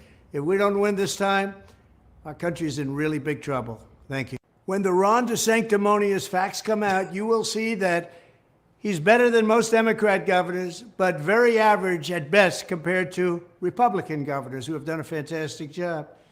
How about the fact that he had the third most deaths of any state having to do with the China virus or COVID? Even Cuomo did better. He was number 4. He shut down everything, including the beaches. Other Republican governors didn't do that. They kept it open. It was their choice. I gave them all their choice. The Democrats blew it big. A lot of Republican governors did a fantastic job. And look at Disney and what a mess it is.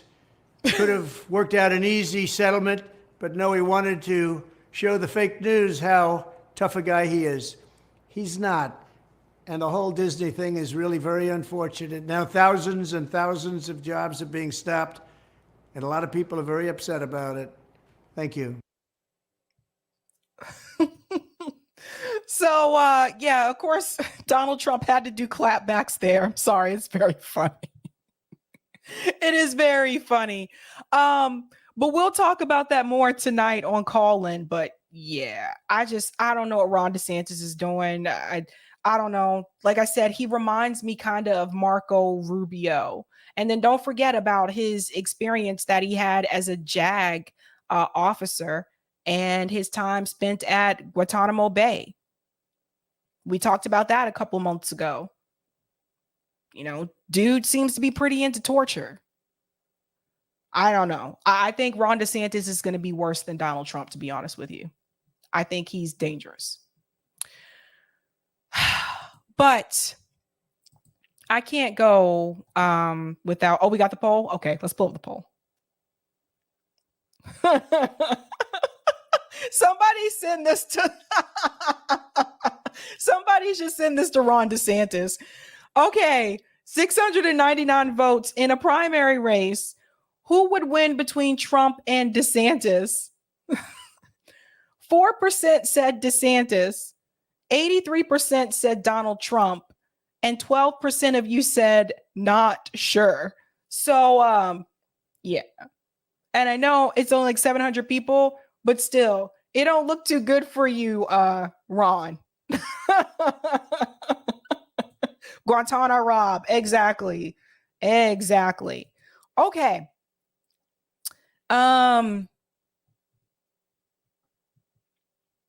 I want to give this shout out. Someone who I consider to be kind of like, my spirit animal has passed away. Those of you who've been with me for a while, you know that I love Tina Turner. I've been Tina Turner twice for Halloween. I was Tina Turner in a talent show contest. Like, I just love the Tina. I love Tina when she was with Ike, and I like post Ike Tina. Love her music. And she passed away, and my heart just broke. Like, I remember I saw the news on Twitter, and I was like, no, not Tina. But I did want to say a couple of things and show just a little quick video as a tribute to her. You have to understand the time when Tina Turner was, first starting her singing career. She was breaking the mold, so to speak. She had a voice that was like no other. No one sounded like her. So you couldn't confuse her voice with someone else. I think that's very important for people to really understand. But she was able to change the game of music in such a way where you could take a song like Creedence Clearwater Revival, Proud Mary, and it became a totally different thing when she sang it. You could feel it. You could feel the emotion when she would sing. A very, very powerful voice. But along the way, there was also turmoil.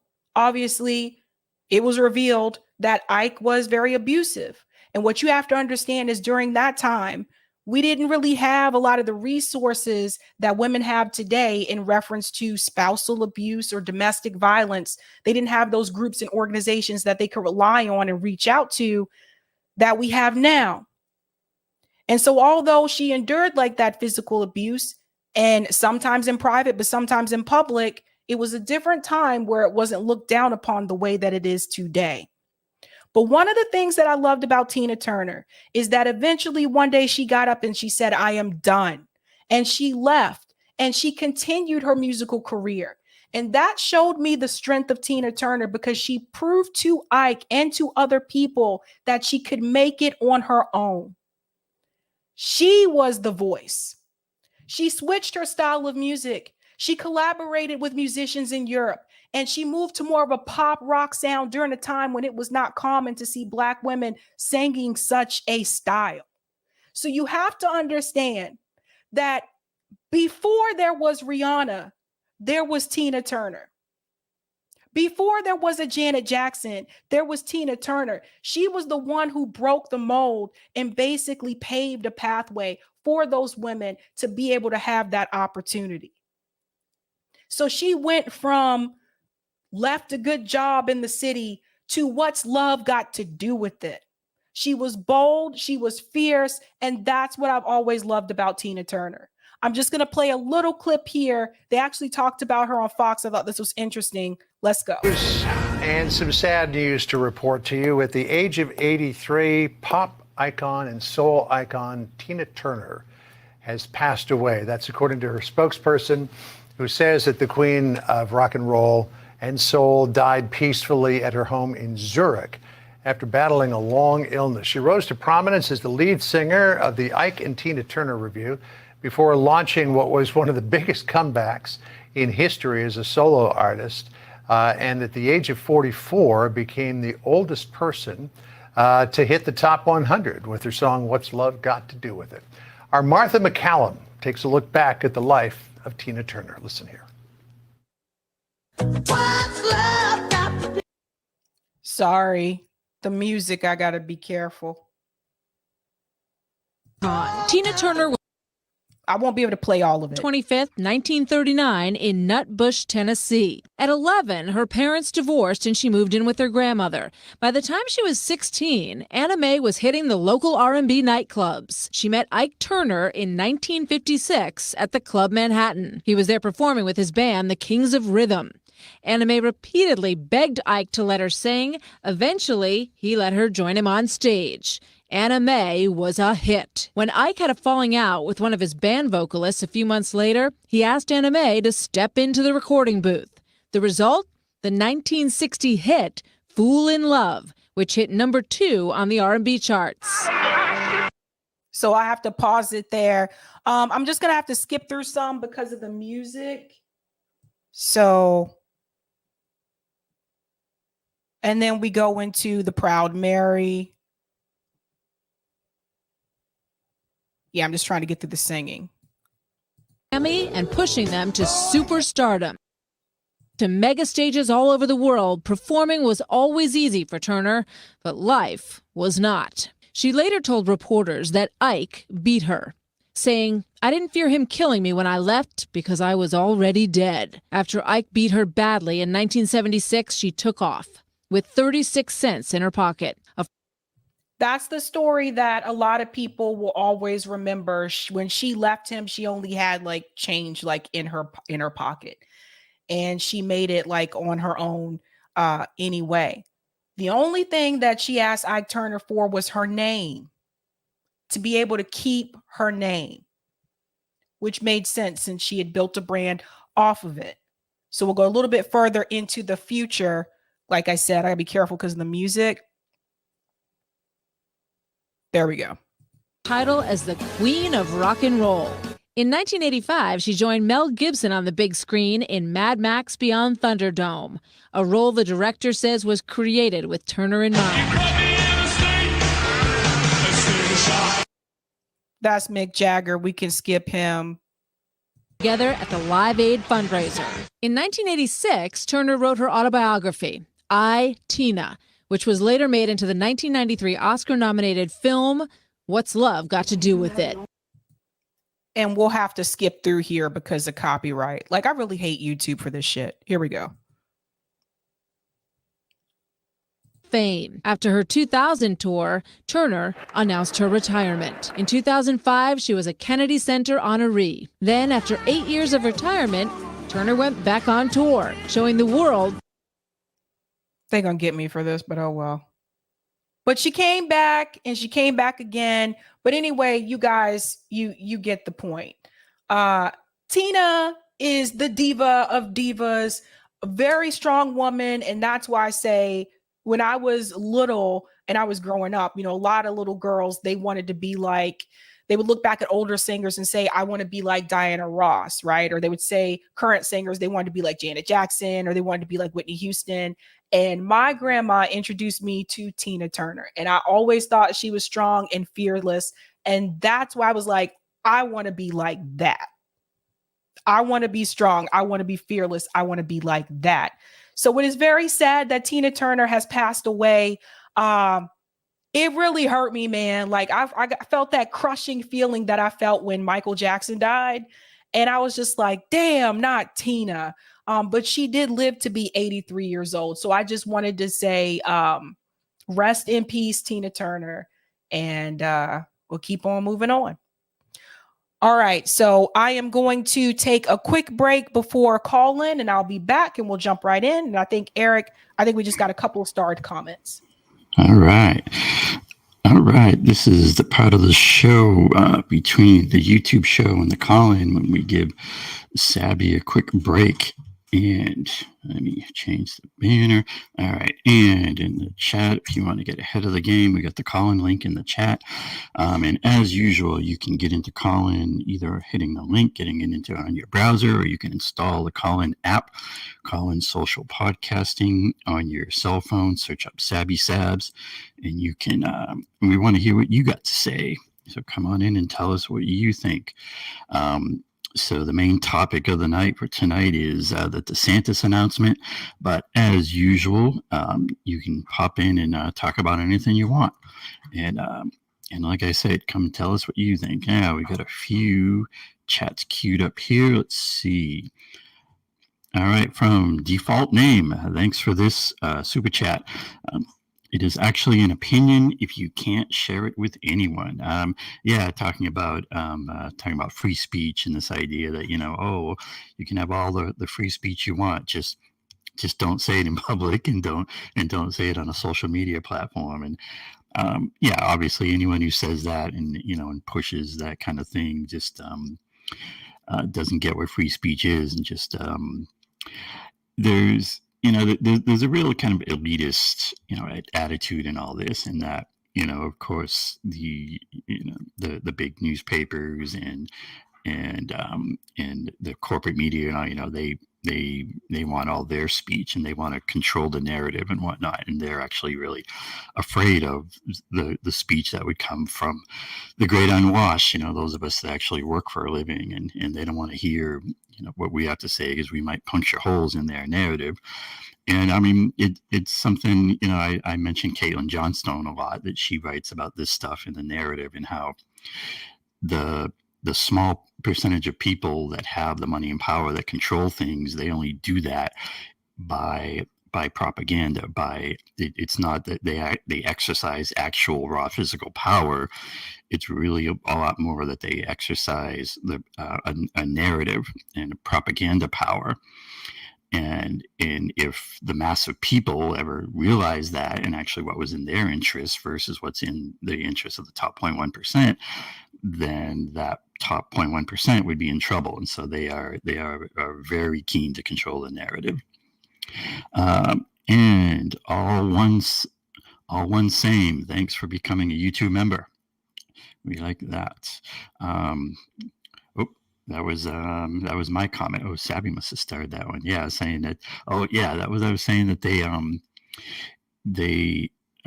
did this DeSantis Twitter space, and they actually were like sitting there at YouTube headquarters, and they still managed to screw it all up, which is it's actually a very impressive level of technical incompetence. And I also put in there that I think Elon must have fired all the good tech guys when he did all those layoffs and firings. And I'll just remind you again, this is the little break between the YouTube show and the Collins show, and Sabby will be back shortly. And Red 6, they get their guy no matter what. Yeah, I think maybe talking about how the billionaires always win. It's really what this all really comes down to is everyone in the uniparty is working for the same interests, and it's not the interests of you and me. Bad Cookies is in here talking about the polls, saying, I'm not sure. I wasn't sure if it was Rob or Ron was his name. Bad Cookies coming in with it. And Lou said, Republican voters are going to do what they want, not what I think. That's why I picked not sure.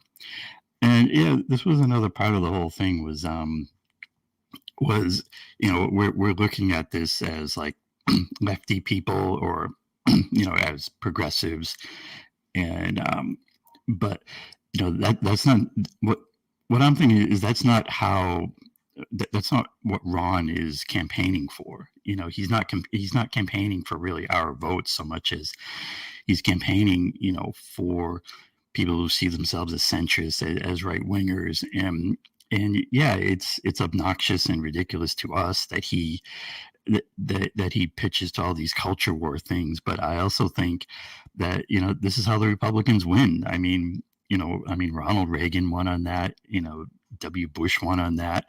And so, it's easy for us to say, we disagree with them, which I and most of us do, wholeheartedly. But I still think it's a mistake to underestimate DeSantis and to not see him as dangerous. I think he, I think he presents this kind of technocratic, moderate. I don't know. Maybe he's like the. You have to be older to remember this. Maybe he's like the Republican Dukakis, in that people who go back a ways will remember like Dukakis was this awful Democratic candidate. He was the governor of my state, Massachusetts, and he was just this really boring kind of technocrat.